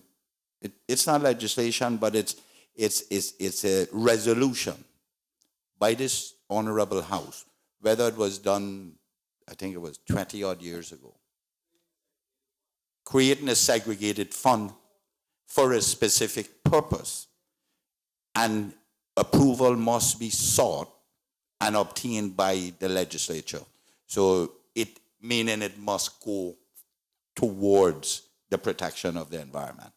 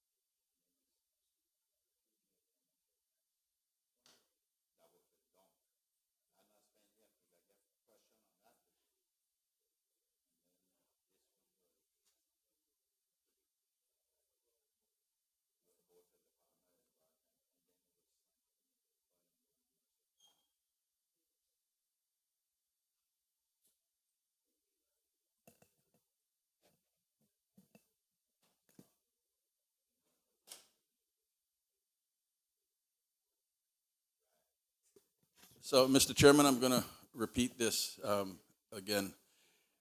If we have spent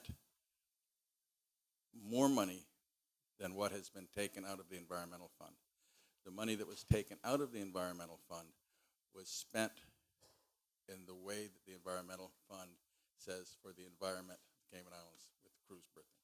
So I ask the chief officer to go through those numbers with you. Chief Officer. Thank you, Mr. Chairman. Good afternoon, all. I don't have the specific numbers on what was spent, but sorry. Sir, would you identify yourself? Apologies, Mr. Chairman. Strand Borden, Chief Officer, Ministry of Tourism. Thank you. Proceed. The environmental impact assessment, which was conducted by Baird and Associates, was an estimated 3.2 US million. The finance consultancy that was started by PricewaterhouseCoopers was approximately 600 CI million. Sorry, 600,000. 0.6. 0.6. 0.6. No, 0.6, Mr. Chairman.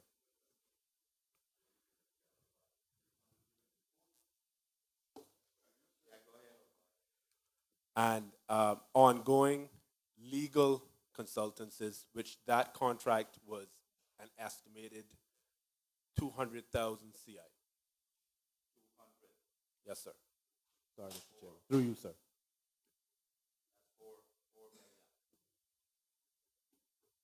That's, Mr. Chairman, those are the main contracts that I recall to date. If the member would like, we can get specifics. As I'm being told and reminded by Deputy Premier, there was a small contract with the design firm out of the United Kingdom, Mott McDonald. That was fairly small. That was about 30,000. The ongoing financial consultancy with KPMG is approximately 600,000 as well to actually carry out the procurement of the project, Mr. Chairman. Can I then, Mr. Chairman, if you finished, sir? Okay. Through you, Mr. Chairman, that's the numbers I recall. I can get a more detailed amount if the member so requests.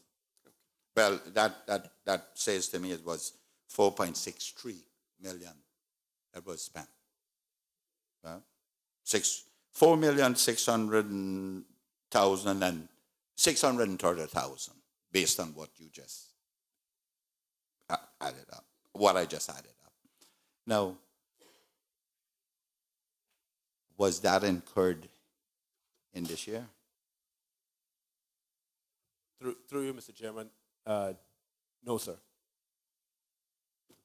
The amount that, as I understand it, what was done, this amount that we were granted, and if it came from the Environmental Protection Fund, it was to pay back from the previous year where the EIA was expensed. In 2015, 2014, 14, 15. Yes, Mr. Chair.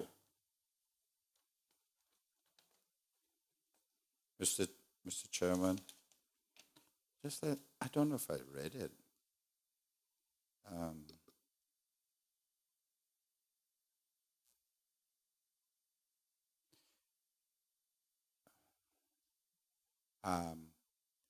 It says the schedule of proposed expenditure to be incurred. Incurred. Now, mind you, I am almost incapable of adding 2 and 2. But I know what incurred mean. In the 2015-16 fiscal year for which approval is being sought from Finance Committee to have such expenditures met by disbursement from the Environmental Protection Fund. Now, can someone explain to me what accrual accounting is?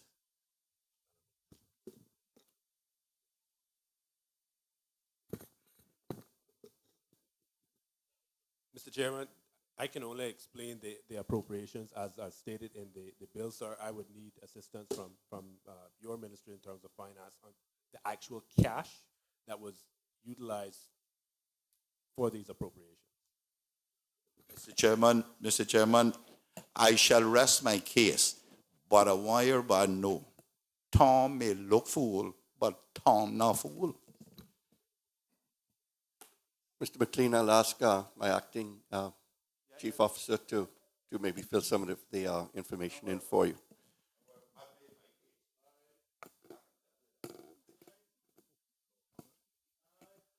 Let's proceed then with the taking of. I'll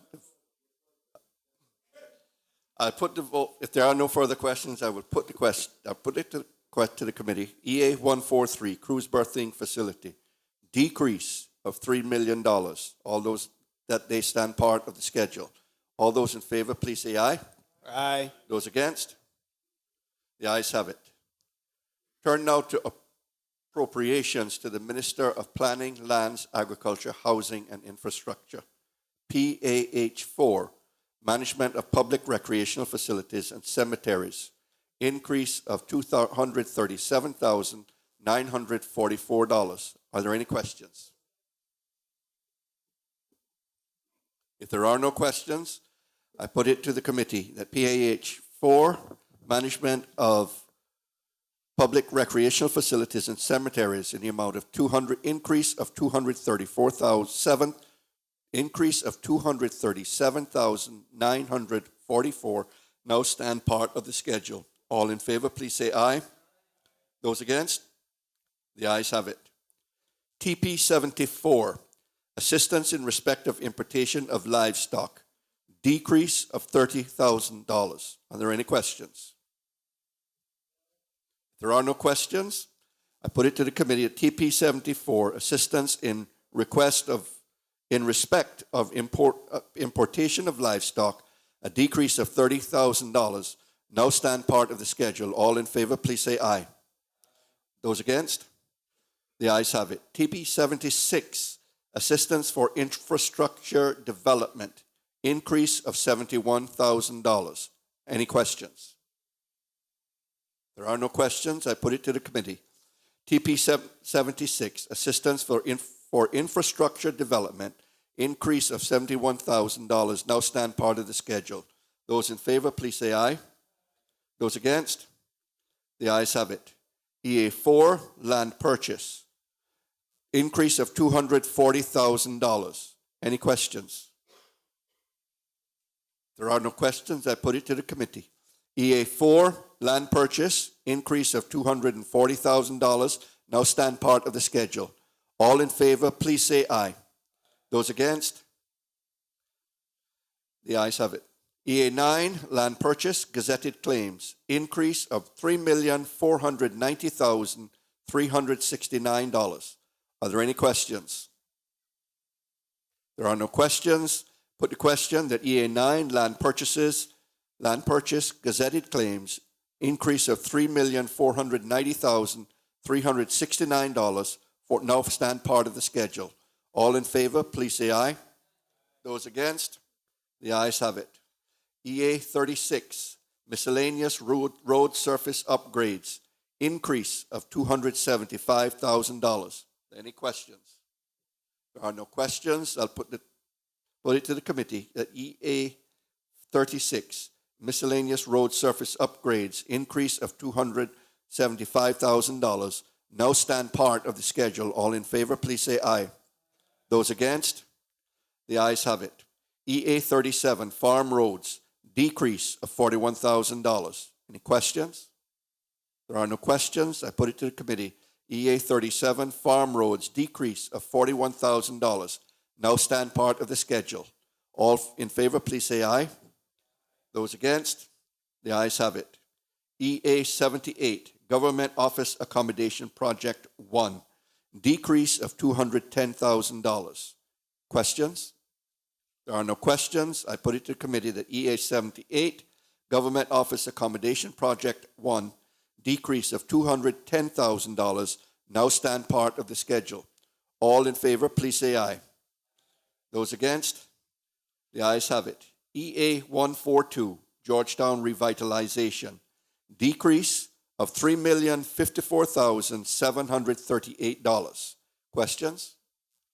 There are no questions. I put it to the committee. EA 142, Georgetown Revitalization, decrease of $3,054,738, now stand part of the schedule. All in favor, please say aye. Those against? The ayes have it. Appropriations to the Minister, Community Affairs, Youth and Sports. CAY2, Children and Youth Services, Case Foundation, increase of $336,513. Are there any questions? Mr. Miller? Through you, Mr. Chairman, I wonder if the minister could say if this is due to an increase in children and youth in care, or is there some other explanation for this expense?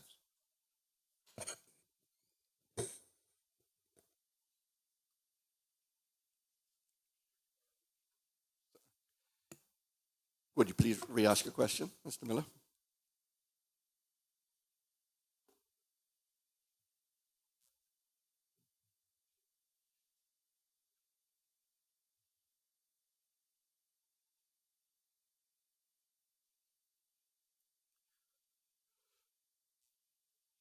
Go ahead.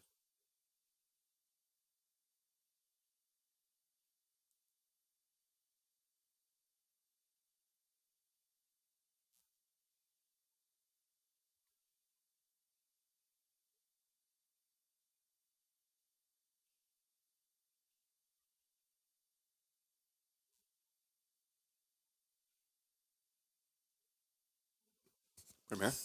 Thank you, Mr.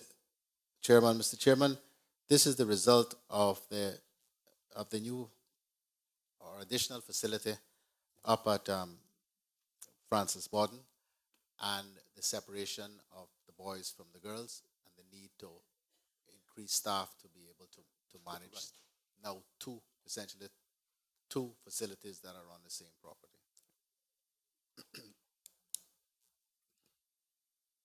Can the minister say how many children are in care in each of the boys' home or the girls' home?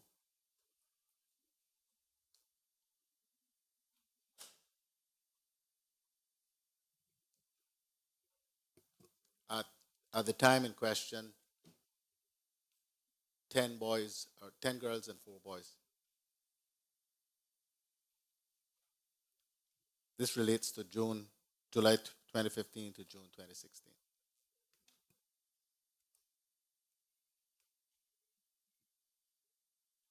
There are no further questions. I put it to the committee. KCAY2, Children and Youth Services, Case Foundation, increase of $336,513. Now stand part of the schedule. All in favor, please say aye. Those against, no. The ayes have it.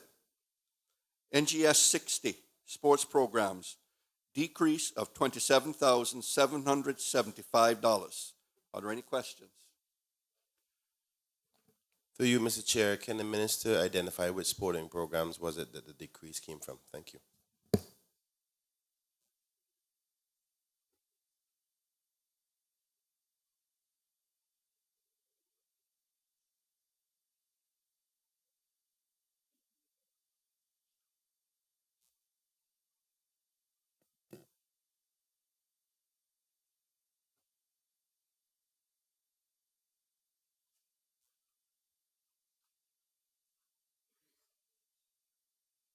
Mr. Chairman, if I could beg your indulgence, as you would appreciate, this was under another minister who's no longer with us. I'm trying to get it from his chief officer, as my ministry was not able to provide information in this regard.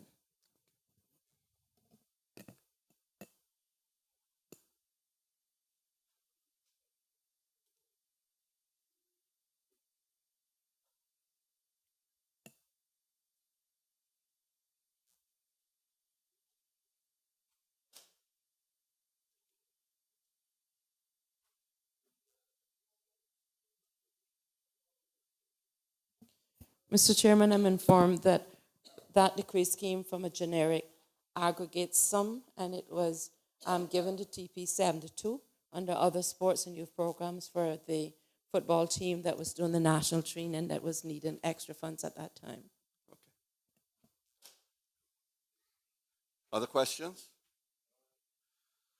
I put it to the committee. NGS 60, Sports Programs, decrease of $27,775. Now stand part of the schedule. All in favor, please say aye. Those against? The ayes have it. NGS 63, School Lunch and Uniform Programs, decrease of $300,000.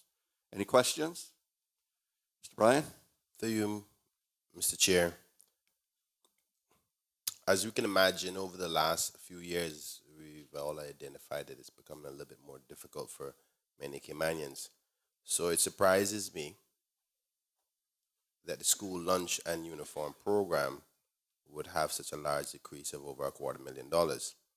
I seeked some advice in respect to where it possibly came from. I just want some confirmation in respect to why it was decreased by such a large amount.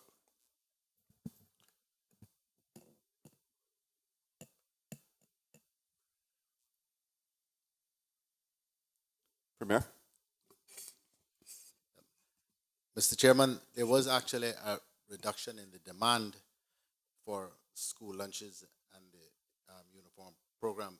So there was no overall reduction in the money that was allocated for the ministry. It was a question of moving money around so that poor relief vouchers got 150,000, rental assistance got 300,000, and needs assessment support got an additional $200,000. So the money was moved around rather than removed from the ministry. It was just reallocated based on demand for the various services or types of assistance that were requested. Mr. Chairman, Go ahead, sir. in light of talking about the school lunches, I knew earlier this year there was quite a concern at one of the schools in the Bordentown district where some of the parents had been notified that if they hadn't paid for the children lunch or something, they wouldn't going to get any food, and there was a hell of a furor at one of these schools, which surprises me when I see that this head was reduced by 300 and something thousand. I would certainly urge that in the future that this be looked at in whatever light has to be done.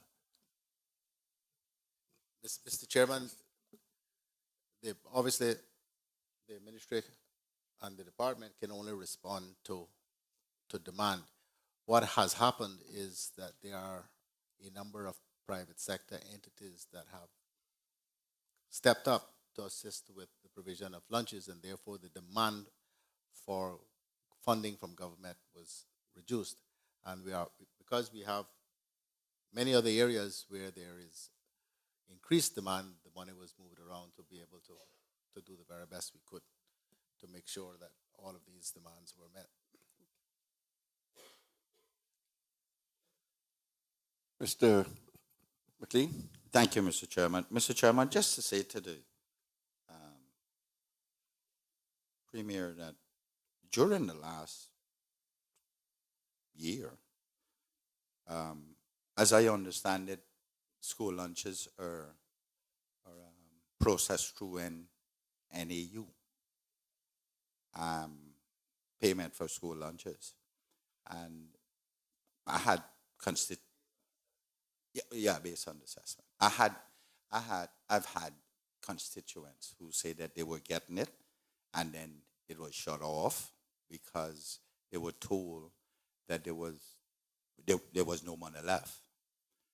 So it's kind of, and we can take that with a grain of salt, whichever way we want to take it. But I certainly would like to think that people, I would hope, people would not say things like that if it wasn't that they were repeating what was told to them.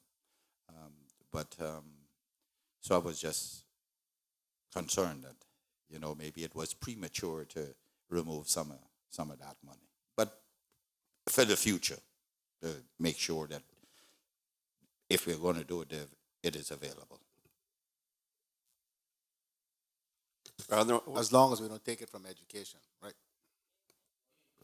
No, as long as you don't take it from your salary and your minister's salary. There are no further questions. I put it to the committee. NGS 63, school lunch and uniform programs, decrease of $300,000. Now stand part of the schedule. All in favor, please say aye. All those in favor, please say aye. No, those against? No.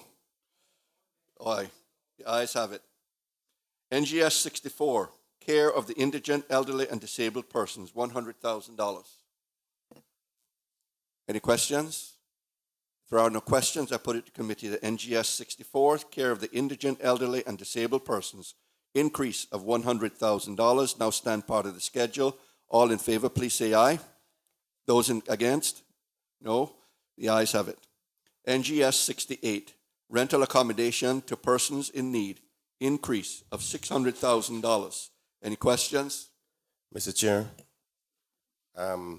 forgive me for being a newbie again, but I am rather confused in respect to this because we have another appropriation just further down. It says housing assistance, where there was a reduction of over $800,000, but yet there is one that says a rental accommodations for persons in need. Can we differentiate the difference between the two so I can have a better understanding so I don't critique the payment amounts Yes. unnecessarily? Yes, Mr. Chairman. Go ahead, sir. Mr. Chairman, housing assistance is with respect to housing repairs that government offers to people that are in dire need. So that vote was reduced, and the rental accommodation vote was increased by 600,000.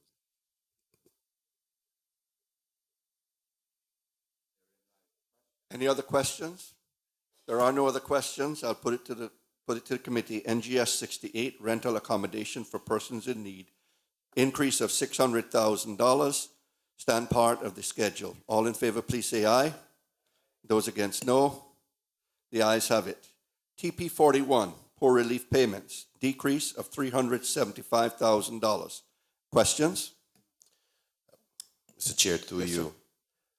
Unless there's been a drastic change of persons who no longer need the poor person's relief, and I think poor person relief is based upon a permanent basis, if I'm correct.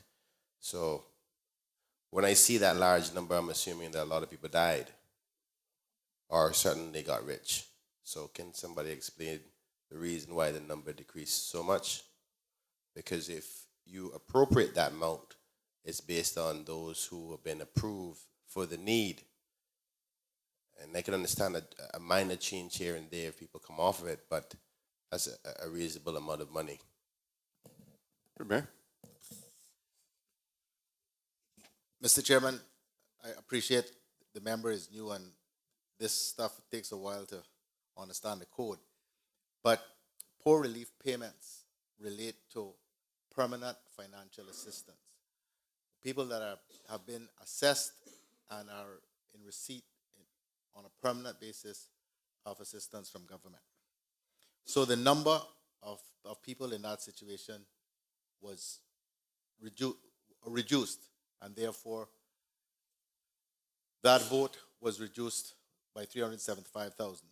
On the other hand, the poor relief vouchers, which is essentially the food vouchers, there was an increase in demand, and an additional $300,000 was allocated to that particular vote, which is right below it on the schedule.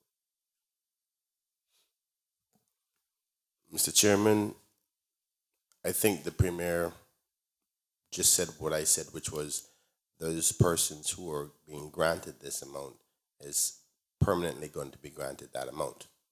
And the poor relief amount is $550 per month. Basically about $7,000 a year per person. Now that's $375,000 reduction. And if just off the top of my head, that's a drastic amount of people who would be dropping off of permanent assistance. And if you've been granted permanent assistance, it's because it's permanent. So I still don't get the explanation for why the drastic drop. Again, Mr. Chairman, the number is not static. There are always people who are asking to be assessed, to be added to it. So the sum that's been reduced is the sum that was budgeted. And so you budget on the basis of projections. And so at some point during the budget cycle, you realize you're not spending all of the money that has been allocated because the reality the projections have not, or reality hasn't met the projections. So you find that you have in your budget an additional $375,000 for this particular vote. But on the other hand, there is an increased demand for food vouchers, an increased demand. So you look at it and you reallocate the money so that you are able to provide the services that are in demand.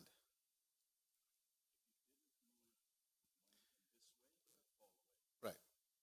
So you will see, Mr. Chairman, the member will see as he gets more experience with this, that the budget and the numbers that are allocated are just that. They are budgeted numbers, which are simply the best estimate that the people who prepare the budget are able to come up with. But as you move through the year, you have to keep tracking how the money is being spent, whether you're overspending or whether there's going to be a significant underspend. And so you find over the course of the budget cycle, money is constantly being reallocated to try to do the best to meet the needs and to spend the money that has actually been allocated. Because if you don't reallocate it, you get to the end of the year and you have $375,000 in poor relief payments, which has not been spent when there were demands somewhere else. And you couldn't meet it because there was an overspend with respect to that particular vote. Mr. Chair, through you, I do appreciate the element of maneuvering the money where it's needed, and I appreciate that, and I expect that from any administration. My concern is, based on predictions, we have one constant, which is permanent. And I also understand that the Premier has said projections. Based on the figures of 550 at 12 times for the year, this amount that was reduced come up to well over 50 people that was over budgeted. Would the Premier then say that his ministry is predicting that there's going to be a lot more Caymanians in need of this service of poor relief payments, which I indicated before that more Caymanians are being in more difficult positions? If that is the case, the acknowledgement of that would be perfectly fine.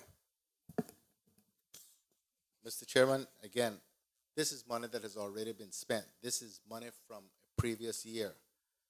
This is a budget from 2015 to June 2016. So this has already occurred. So what happened in this instance is, in the budgeting process, those who were charged with this responsibility,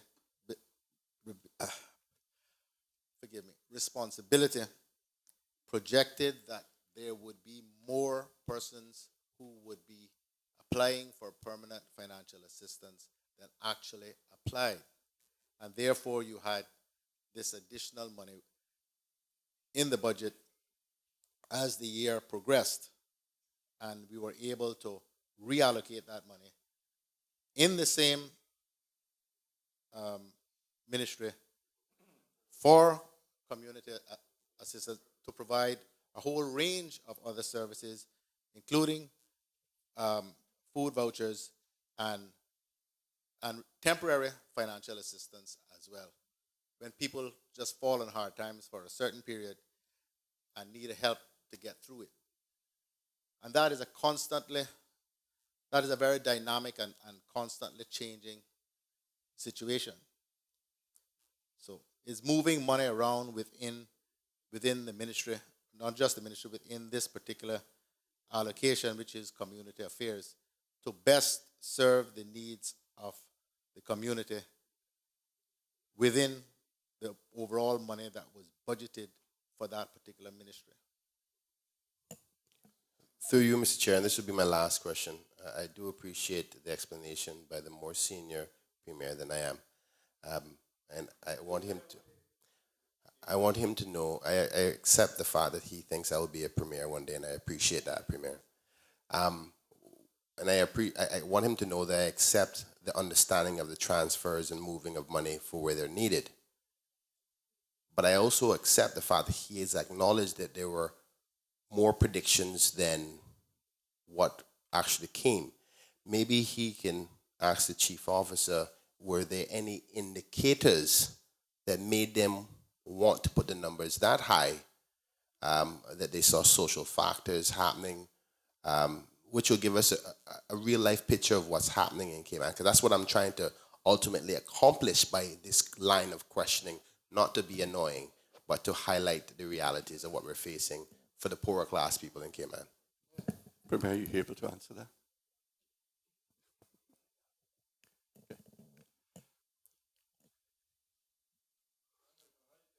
Okay. There are no further questions, then we will take the vote and poor relief, and put it the question, TP 41, poor relief payments, decrease of 375,000. That now stand part of the schedule. All those in favor, please say aye. Those against, no. TP 43, poor relief vouchers, increase of $300,000. Are there questions?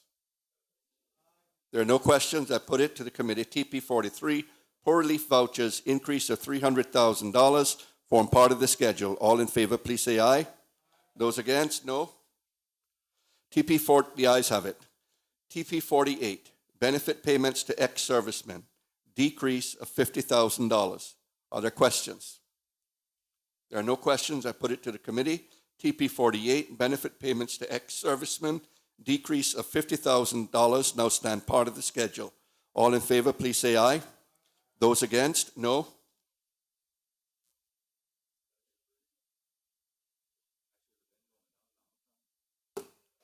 Correction, let me read that. TP 48, benefit payments to ex-servicemen, decrease of $50,000, now stand part of the schedule. All in favor, please say aye. Those against, no. The ayes have it. TP 50, preschool assistance, decrease of $200,000. Questions? Just one through you, Mr. Chair. I'm assuming the question, the answer to why it's decreased is because of the private sector assistance again.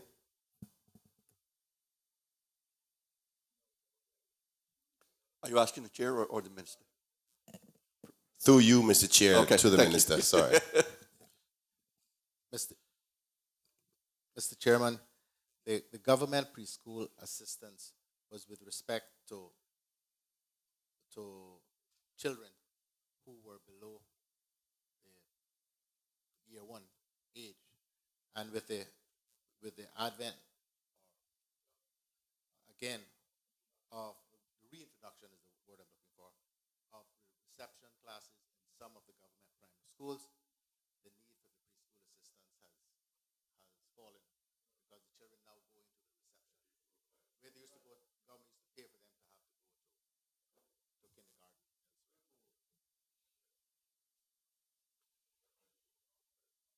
There are no other questions. I put it to the committee. TP 50, preschool assistance, decrease of $200,000.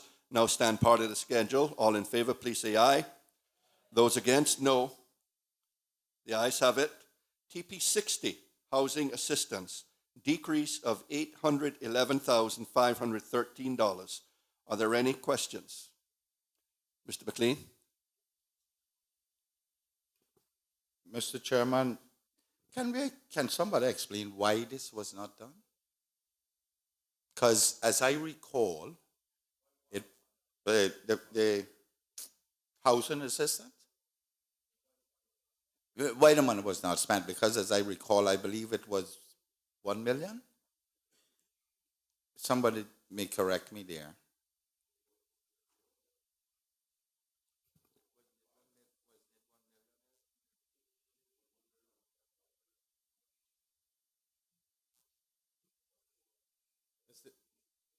Mr. Chairman, Premier?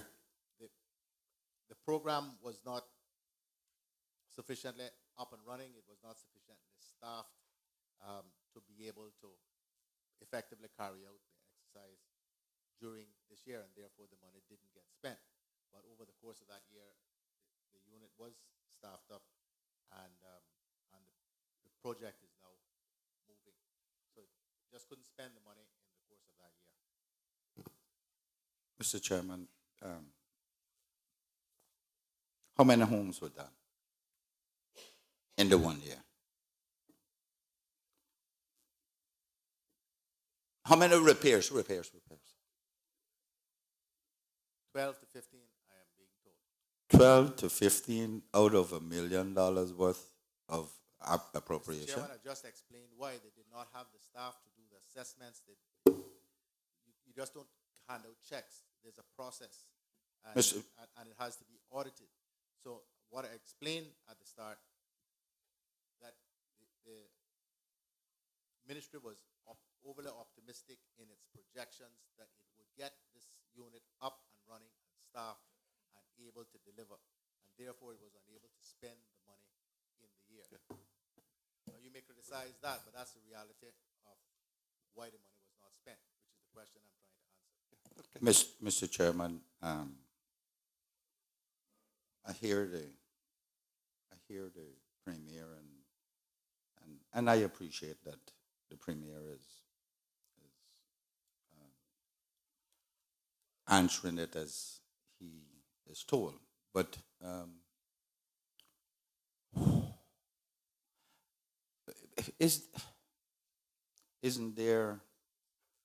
wasn't there a situation where the wrong staff type or expertise was put in there, thus not being able to do the assessment on our people, and they fell through the cracks. So it wasn't about insufficient staff. It was conducted improperly.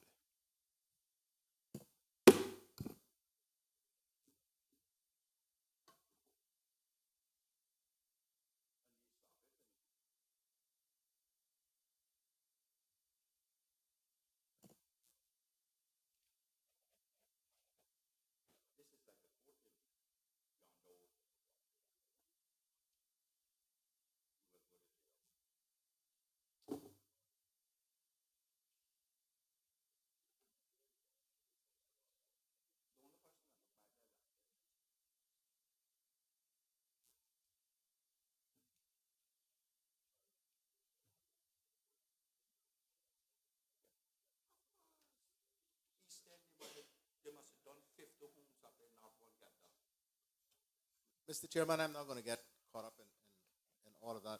What I've been assured of by the chief officer is that in the year that followed, the unit was properly staffed up. There's a project manager. There's needs assessment officers. That I think it's about $500,000 that's been budgeted this year. They've done some 20 homes. They expect to spend the full budget this year by the end of the year. So whatever issues and criticism might relate to this year, which is past, the unit is up and running, and it is providing the service that the government wishes to do so, and this House voted to get done by virtue of allocating the budget. Mr. Chairman, As I always tell you, Mr. Chairman, as I always tell the member, I was about to say that. Don't steal my thunder, please. ever since I was a boy, and he was a bit bigger boy, there's no future in the past. I was about to say that. You are asking me to subscribe to your cliche. There is no future in the past. But I would hasten to remind you, my friend, that there is future in the past. Okay. We'll take the vote. TP. Mr. Chair, I have a question. Mr. Bryan. Firstly, for those who are watching from home, please pray for me in these hollowed halls as I am in the lion's den. That being said, I have a concern. We have a reduction of $811,000, but the amount approved in the budget was less than that. I can only assume that there was monies from even the previous year before that was also not spent. Page 27.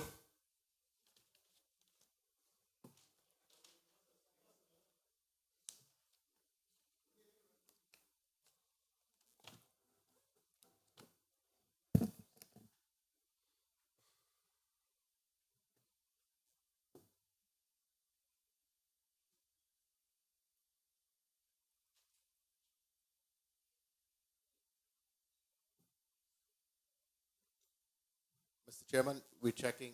The member is right. The way this is settled here makes no sense. But we believe that the number on the in the approved budget 2015-16 or at least represented here may be wrong. So We can check it. but the member is right. I mean about 811 being more than what Then what was here, appropriated, been it's showing, budgeted. okay. Well, we'll get to the bottom of it. Mr. Chair, just for the record, it was a pleasure to hear the Honorable Premier say that I was right. Thank you.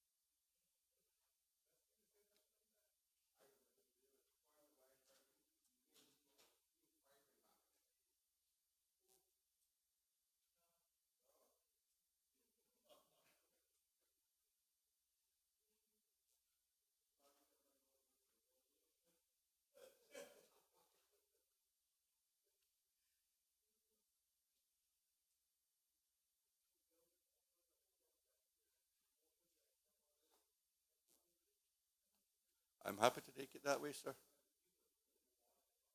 Okay, can we do that? Okay. Let's park that one for the moment and move on to TP, that was TP 60. Let's move on to TP 72. Other youth and sports programs, increase of 27,775. Questions? No questions? Then we put it to the committee that TP 72, other youth and sports programs of $27,775 now stand part of the schedule. All in favor, please say aye. Those against, no. TP 75 needs assessment support. Increase of $200,000. Questions? If there are no questions, I put it to the committee that TP 75 needs assessment support of increase of $200,000 now stand part of the schedule. All in favor, please say aye. Those against, no. The ayes have it. EI 54, Ministry of Community Affairs, Youth and Sports, decrease of $240,000. Questions? There are no questions. I put it to the committee that EI 54, Ministry of Community Affairs, Youth and Sports, decrease of $240,000 now stand part of the schedule. All in favor, please say aye. Those against, no. The ayes have it. Appropriations to the Minister of Finance and Economic Development. FED 1, Policy Advice and Ministerial Services, increase of $242,349. Questions? If there are no questions, I put it to the committee. FED 1, Policy Advice and Ministerial Services, increase of $242,349, now stand part of the schedule. All in favor, please say aye. Those against, no. Mr. Chairman, we don't take balance on page 9 in a block vote. I would, On I'm page happy 8, to take that. I would. Page 9 and 10, there are services that We have are, questions. I don't know if members can question. Mr. Chair, I'd like to indicate I have a couple of questions on Okay. page 9 as well. There are indications of questions, so we'll have to proceed. You're Let us burdening- move on. You're not just burdening me, you're burdening the whole place, and you're burdening civil servants. I need to get home to their families. Honorable members, we don't have very far to go, and I know everyone is looking for a break.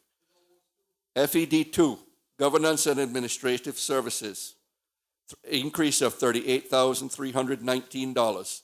Questions? If there are no questions, I put it to the committee that FED 2, Governance and Administrative Services, increase of $38,319 now stand part of the schedule. All in favor, please say aye. Those against, no. The ayes have it. FED 5, Financial Reporting and Management Services, increase of $200,000. Questions? If there are no questions, I put it to the committee. FED 5, Financial Reporting and Management Services, increase of $200,000, now stand part of the schedule. All in favor, please say aye. Those against, no.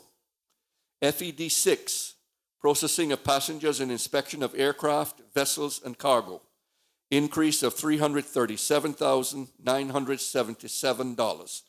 Questions? If there are no questions, I put it to the committee. FED 6, Processing of Passengers and Inspection of Aircraft, Vessels, and Cargo, increase of $337,977, now stand part of the schedule. All in favor, please say aye. Those against, no. The ayes have it. CIN 1, Health Insurance for Seamen and Veterans for Primary and Secondary Health Care, decrease of $818,644. Questions? Yes, Mr. Chairman, could we, I guess you're the minister, could we have some explanation of why that was increased?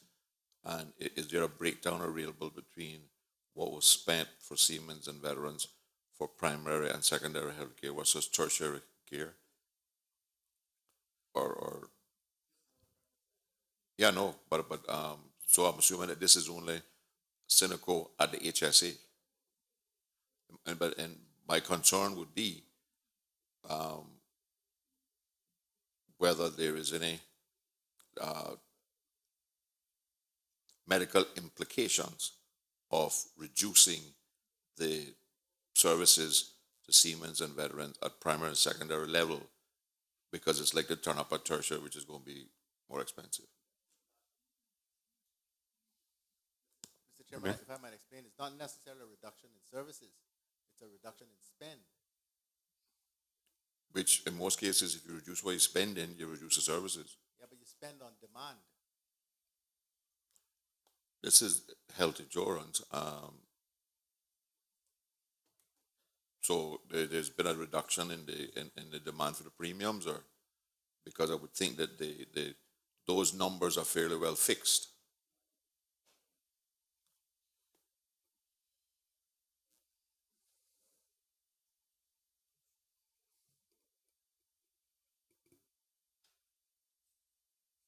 So, Mr. Chairman,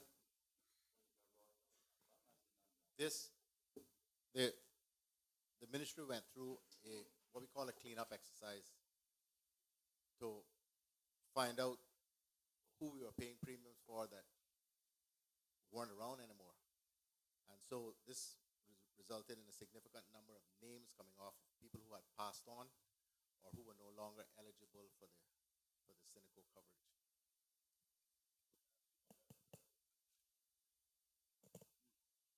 There are no other questions. I put it to the committee. CIN 1, Health Insurance for Seamen and Veterans for Primary and Secondary Health Care, decrease of $818,644, now stand part of the schedule. All in favor, please say aye. Those against, no. The ayes have it. OE 57, Executive Bank Charges, increase of $20,000. Questions? Through you, Mr. Chair, I would like an explanation of where these bank charges came from and as a result of what, because it doesn't give much of an explanation other than executive bank charges.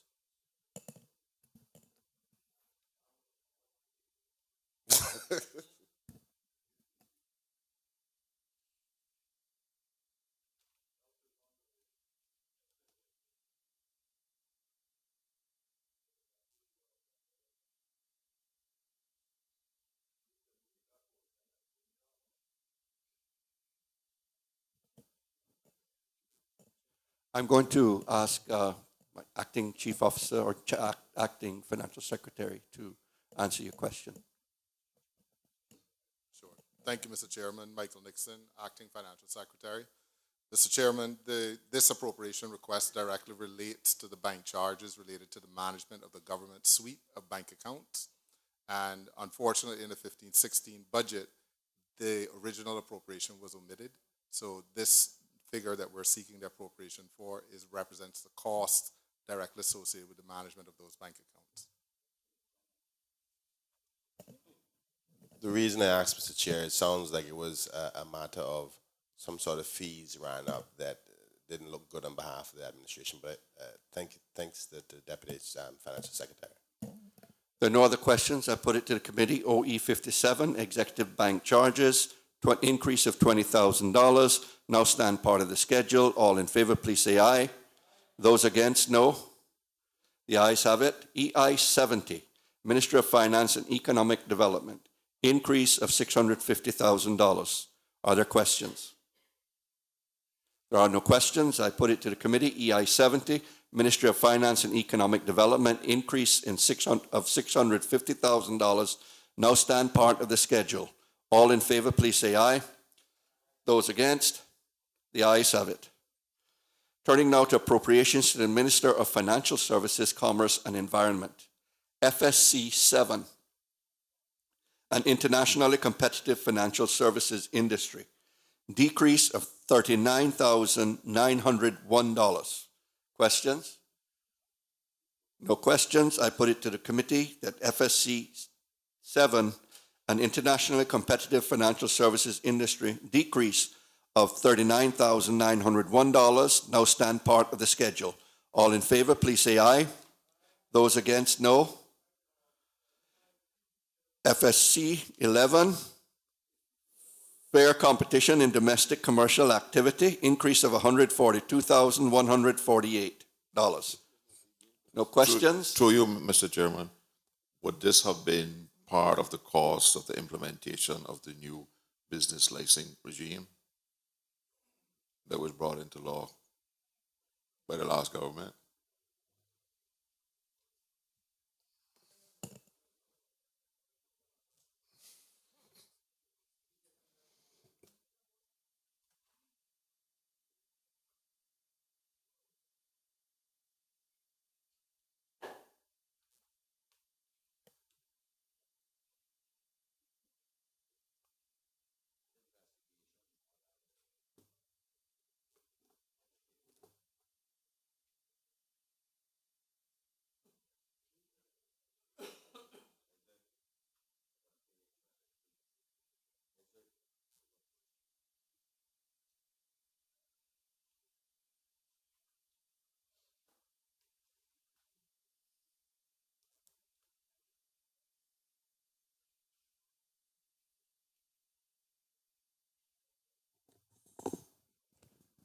Minister?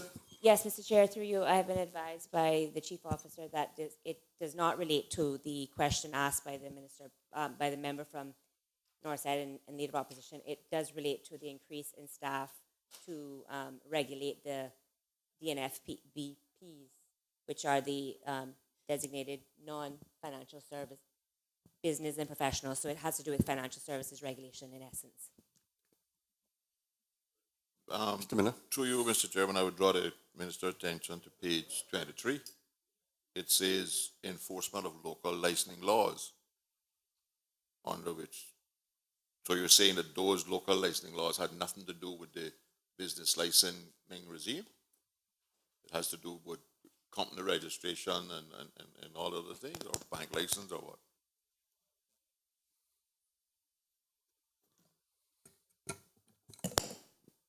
Mr. Chair, through you, I've been advised that the staff were hired primarily to do the regulation of the secondhand dealers and the new kind of legislative regime that were brought on force during the last administration to prepare for the FATF assessments that are happening later on this year.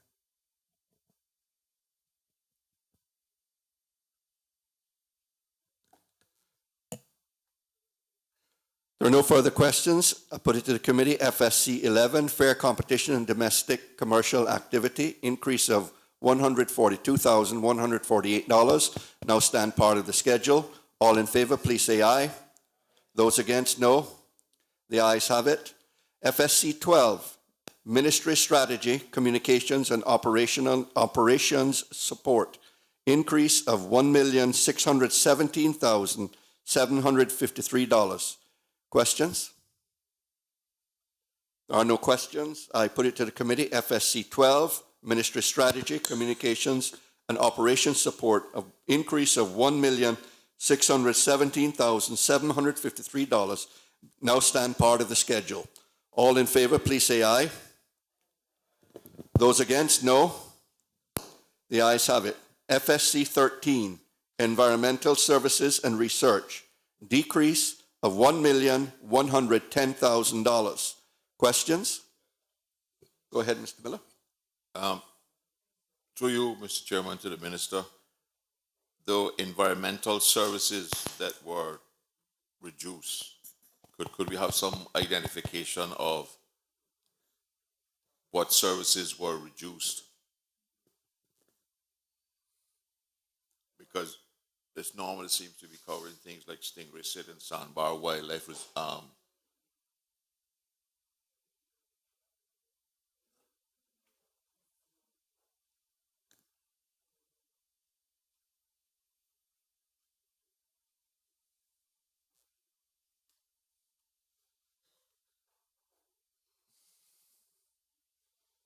but Arden, this is all the enforcement in environmental marine laws and stuff, you know? They're cutting the board by $1 million. Well, they'd already done it, but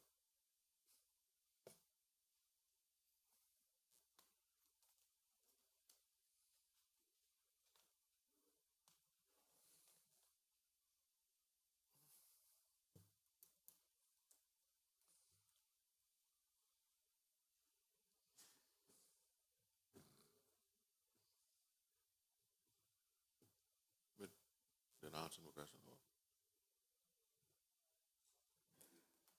Oh, okay. Yes. Through you, Mr. Chairman, just to inform the Minister that, and I know that part of this is specifically for enforcement at Stingray City. I was at Stingray City 2 weekends ago, and the guides off the tourist boats were still lifting the stingrays out of the water, and there was nobody around to enforce it.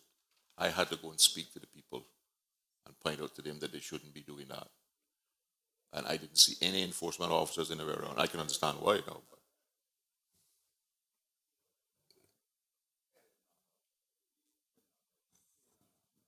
Mr. Chair, through you, just for the benefit of the listening audience, this, as you know, refers to the former Ministry of Financial Services, Commerce and Environment, which has now been restructured. So the environmental questions are being responded to by the Minister of Environment, who is currently taking advice from the Chief Officer to be able to provide adequate explanation.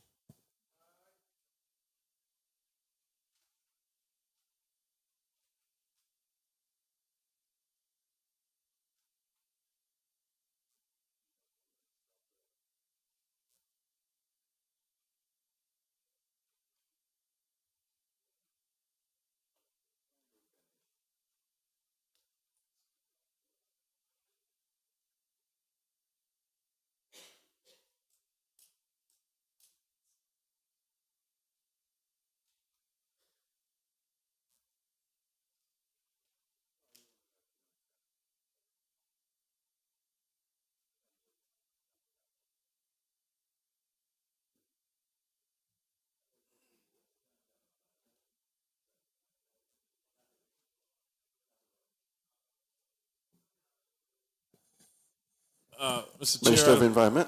I'll have the Chief Officer explain further. Chief Officer, please state your name and your position. Good afternoon.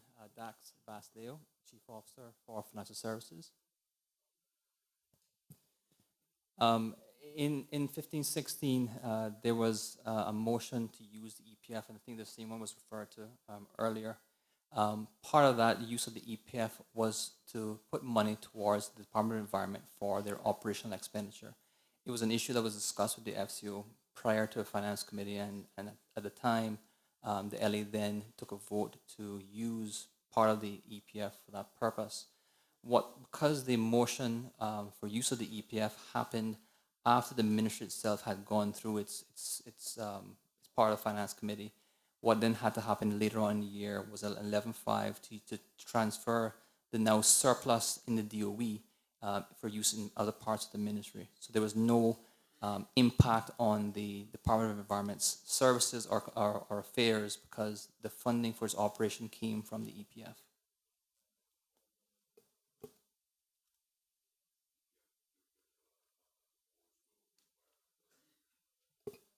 Mr. Chair, the Environmental Protection Fund, the money came from that fund for the department's conservation work, and therefore it was no need to draw down from general revenue to fund DOE for that amount.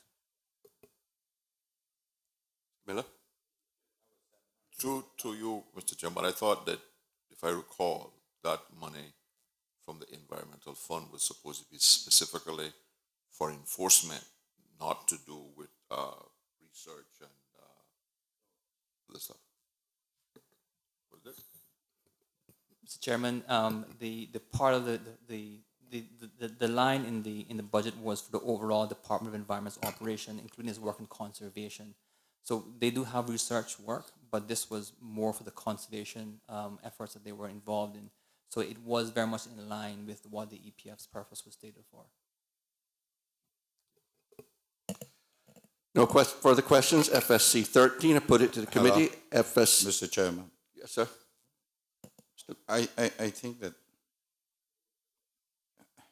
we should clarify this because that money that was taken from the fund, only $750,000 was for the protection programs aimed at the protection of the environment. The $6 million was for the purchase of properties. This was 16, 17. Now I don't know if we spent that $6 million yet, or where that is going to be used. But there was a $6,750,000 that was taken out for the acquisition of land for conservation and for protecting the environment.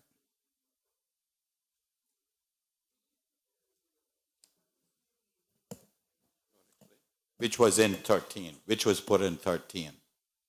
Which was put in 13, and the expenditures were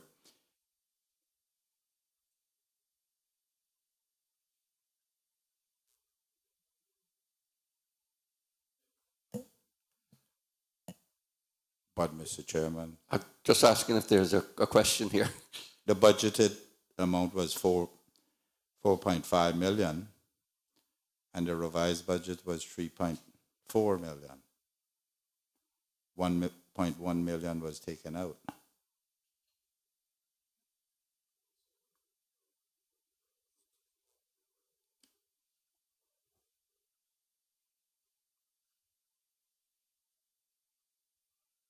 Can we explain how the 1.1 was taken out and didn't affect that 750,000? Pardon me?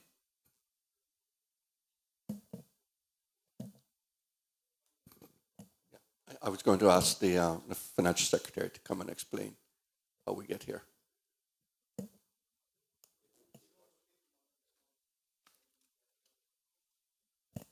Thank you, Mr. Chairman. Mr. Chairman, whenever the Finance Committee passes a resolution as part of the budget process or supplementary budget process for the withdrawal of funds from the EPF to fund particular activities, that those amounts serve, or those figures serve as the maximum amount that the government can draw from the EPF. What happens is that because the line items are tied to specific activities, we have to look at the actual expenditure of those activities, which often is less than the amount that's approved by the EPF. So if we go back, for an instance, to the case with the Ministry of Tourism for the cruise berthing project, that EPF resolution called for a maximum of 2.5 million. In that particular year, only 1,056,000 was actually drawn from the EPF for that project. So that's an explanation as to why there can be a difference between what the resolution says versus what actual. the maximum that we can draw is what has been approved by the Finance Committee. Mr. Chairman, nobody said that they had not reached the maximum. That's what this says, yes, up to that amount. But nobody said here that those maximums were not drawn. Therefore, we can only assume that what is in these numbers shows that as an addition to it. And so even if we apply the Deputy Financial Secretary's logic in the Ministry of Finance, in the Ministry of Tourism, the maximum there for that year was $4.2 million, and we took $3 million out of it. And he is now saying they only drew down 1,056,000. Right. And you only got 1.12 million left. So that means it's 36,000 somewhere that came out of the environmental fund.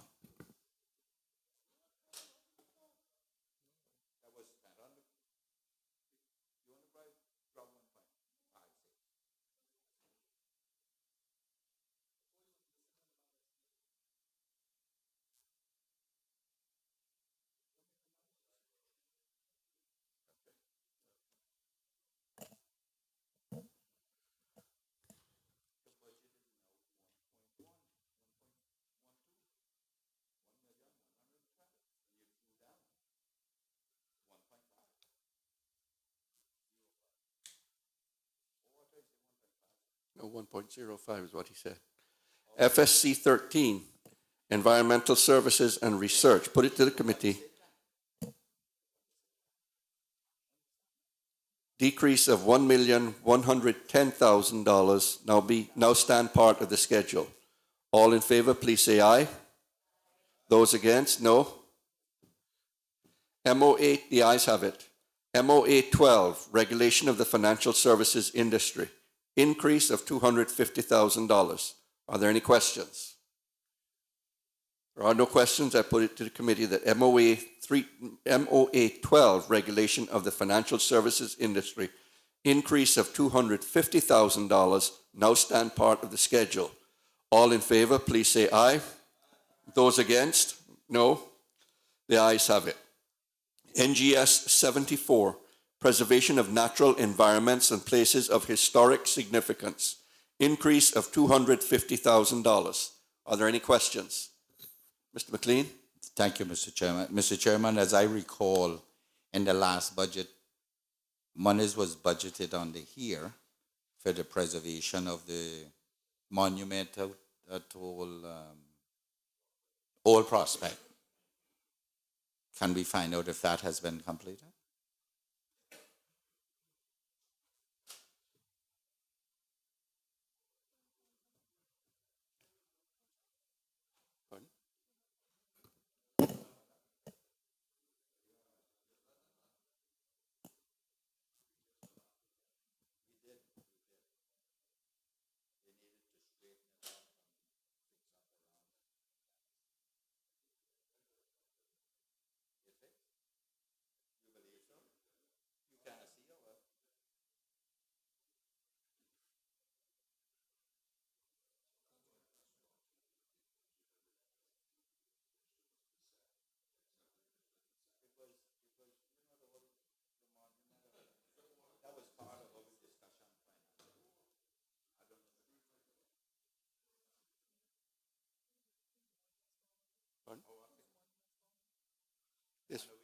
Would this fall under the environment? It's not an area where you're responsible for?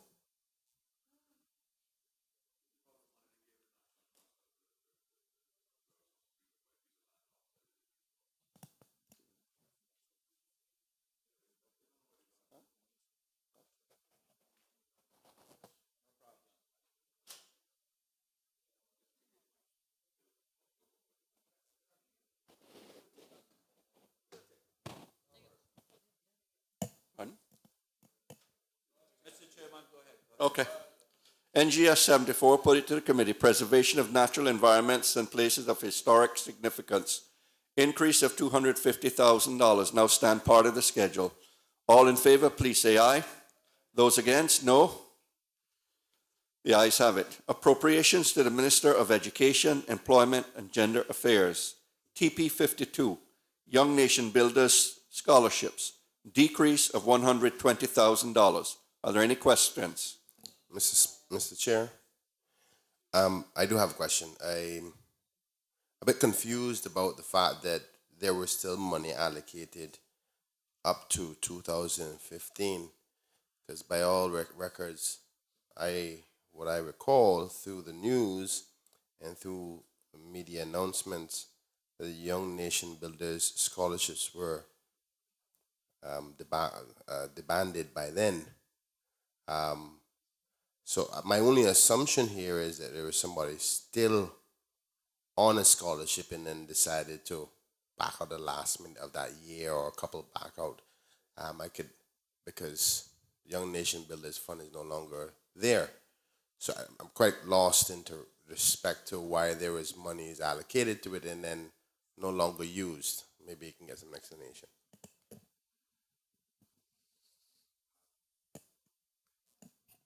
Minister?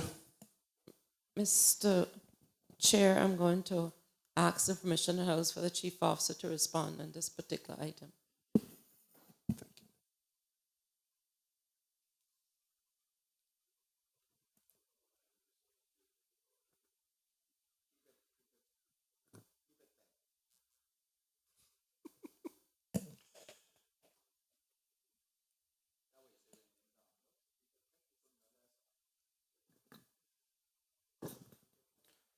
Mr. Chairman, Kristen Saku, Chief Officer, Ministry of Education, Youth, Sports, Agriculture and Lands.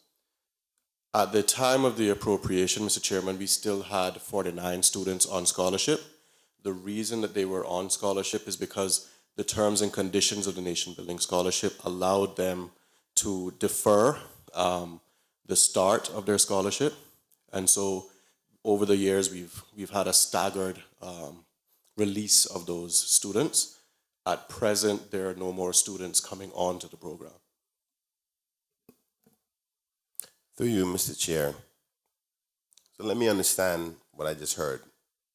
A person was given a scholarship through the Nation Building Fund that allowed them to have an agreement to say, I'm going to start this scholarship further down in the year, some years later?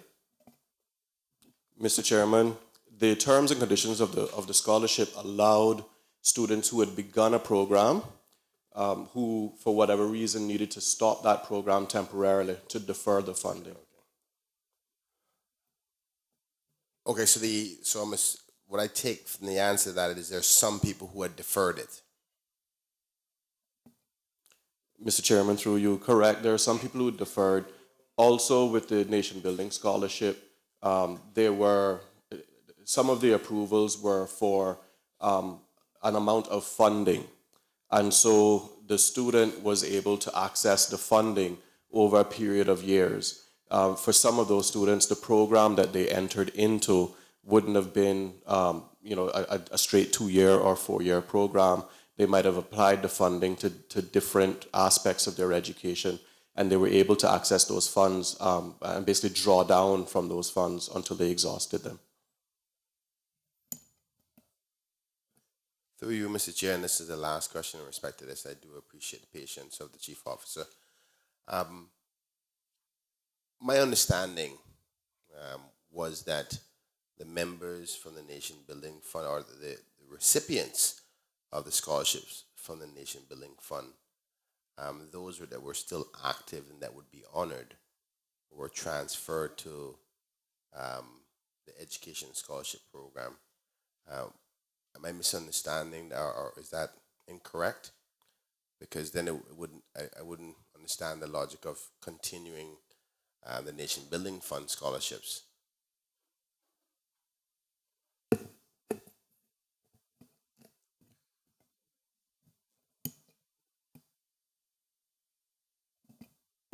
Mr. Chairman, apologies, just 1 second to confer with my colleague.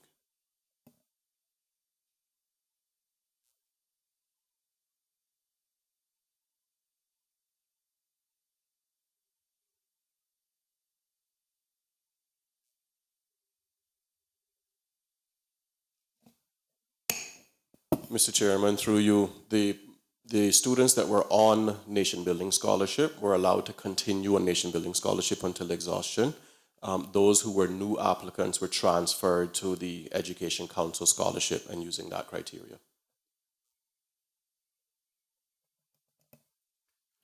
Through you, Mr. Chair. So so in fact, then nobody from the Nation Building Fund was transferred, because if they're a new applicant, they never went through the Nation Building Fund.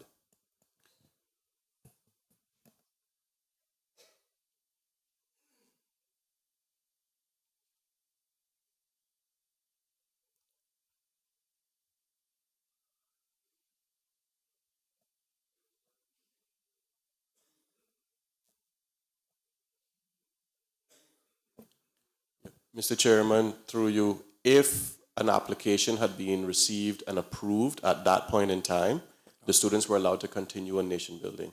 If they had an application that was pending approval, they were transferred to Education Council Scholarship criteria. Clarified. Thank you. Put it to the committee. TP 52 Young Nation Building Scholarships, decrease of $120,000. Now stand part of the schedule. All in favor, please say aye. Those against, no. The ayes have it. TP 56 Employment Initiatives, increase of $120,000. Questions? There are no questions. I put it to the committee that TP 56 Employment Initiatives of increase of $120,000 now stand part of the schedule. All in favor, please say aye. Those against? No. The ayes have it. EI 12, Ministry of Education, Employment and Gender Affairs, increase of $379,000. Are there any questions? There are no questions. I put it to committee that EI 12, Ministry of Education, Employment and Gender Affairs, increase of $379,000 now stand part of the schedule. All in favor, please say aye. Aye. Those against, no.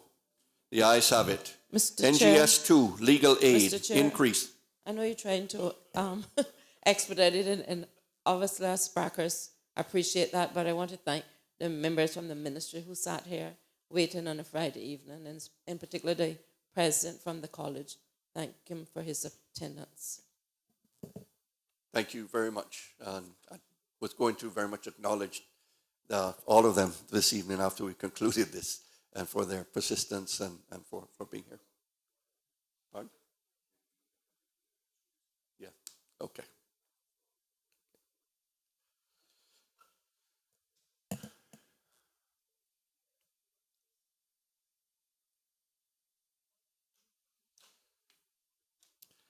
NGS 2 for legal aid, $304,202, increase of $304,202.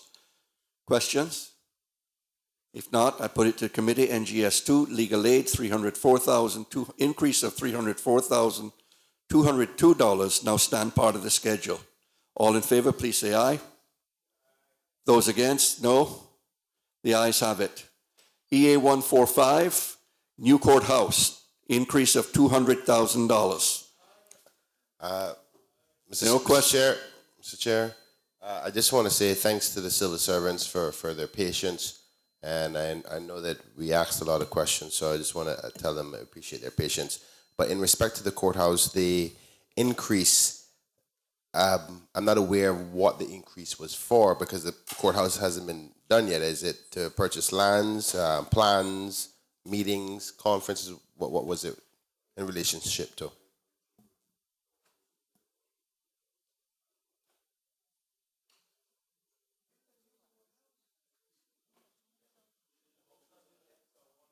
Mr. Chair, the Honorable Attorney General. The court administrator is here. I'm just going to ask her to clarify. Okay.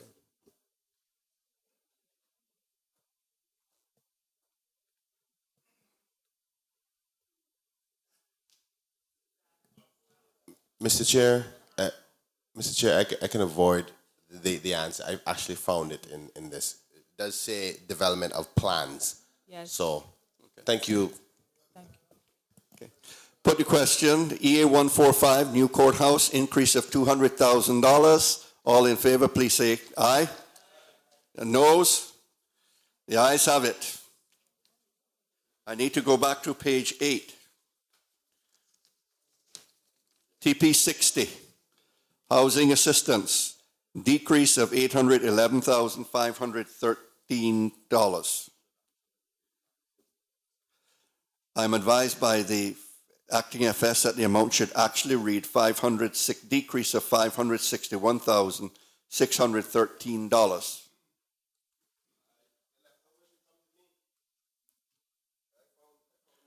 Put it to committee that TP 60, housing assistance, decrease of 561,613 $613 that the amendment be approved by this committee. Those in favor?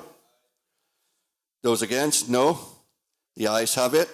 I put it then that the amended TP 60 housing assistance decrease of $561,513 now stand part of the schedule. All in favor, please say aye. Those against? The ayes have it. Turning now to Schedule 1, Clause 1, short title, Clause 2, appropriate authority. I put it to the committee that these clauses now stand part of the schedule. All in favor, please say aye.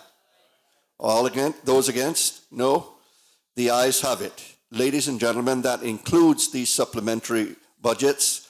Want to thank you all very much for your patience. It's been... We're going to come to it.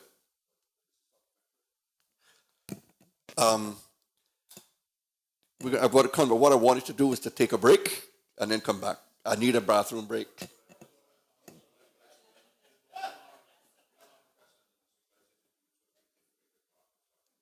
Okay.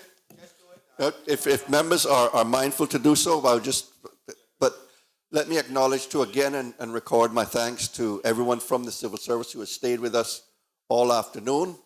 Thank you all for your patience. I think it's fair to say you can be dismissed and wish you all a very happy weekend. But if members are mindful, then we will proceed to the fourth and final matter before us. Before we actually do so, could I just take 2 minutes? I'd just like to consult with with my chief officer.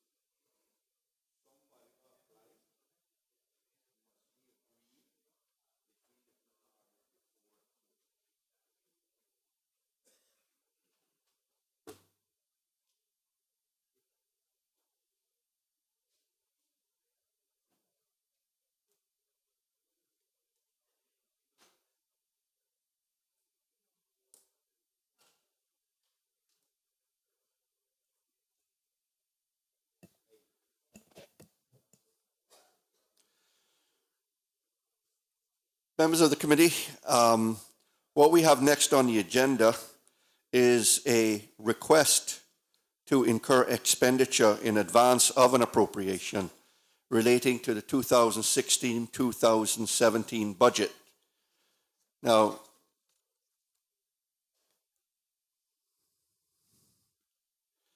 there are 2 items that are included in this request for approval in advance of an appropriation bill to come before the House. The first relates to an increase in the appropriation of NGS 55 tertiary care at various overseas institutions of $6,268,403.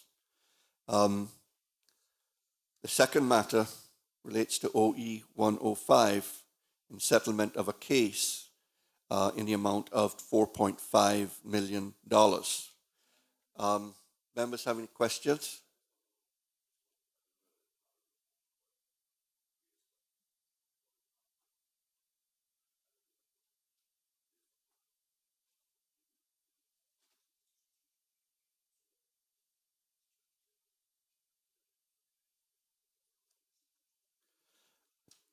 I think that's how it appears in NGS 55 now.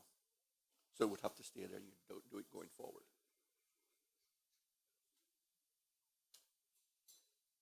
Yeah. Fair enough. Are there any questions from members with regard to this this request for appropriations? With that case, then I would put it to the committee that the 2016-17 budget request to incur expenditure in advance of appropriation be approved by this honorable House. All in favor, this honorable committee, by the Finance Committee.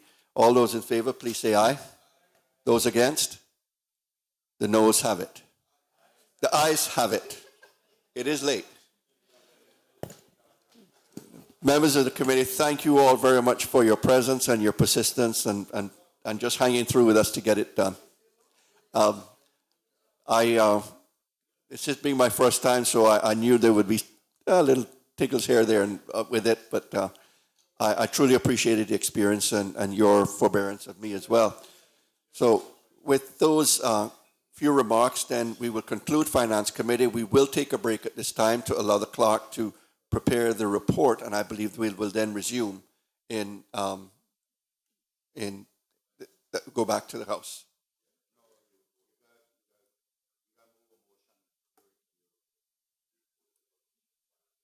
Okay.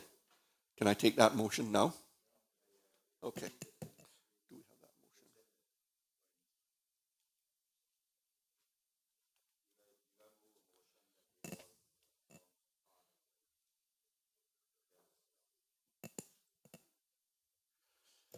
motion?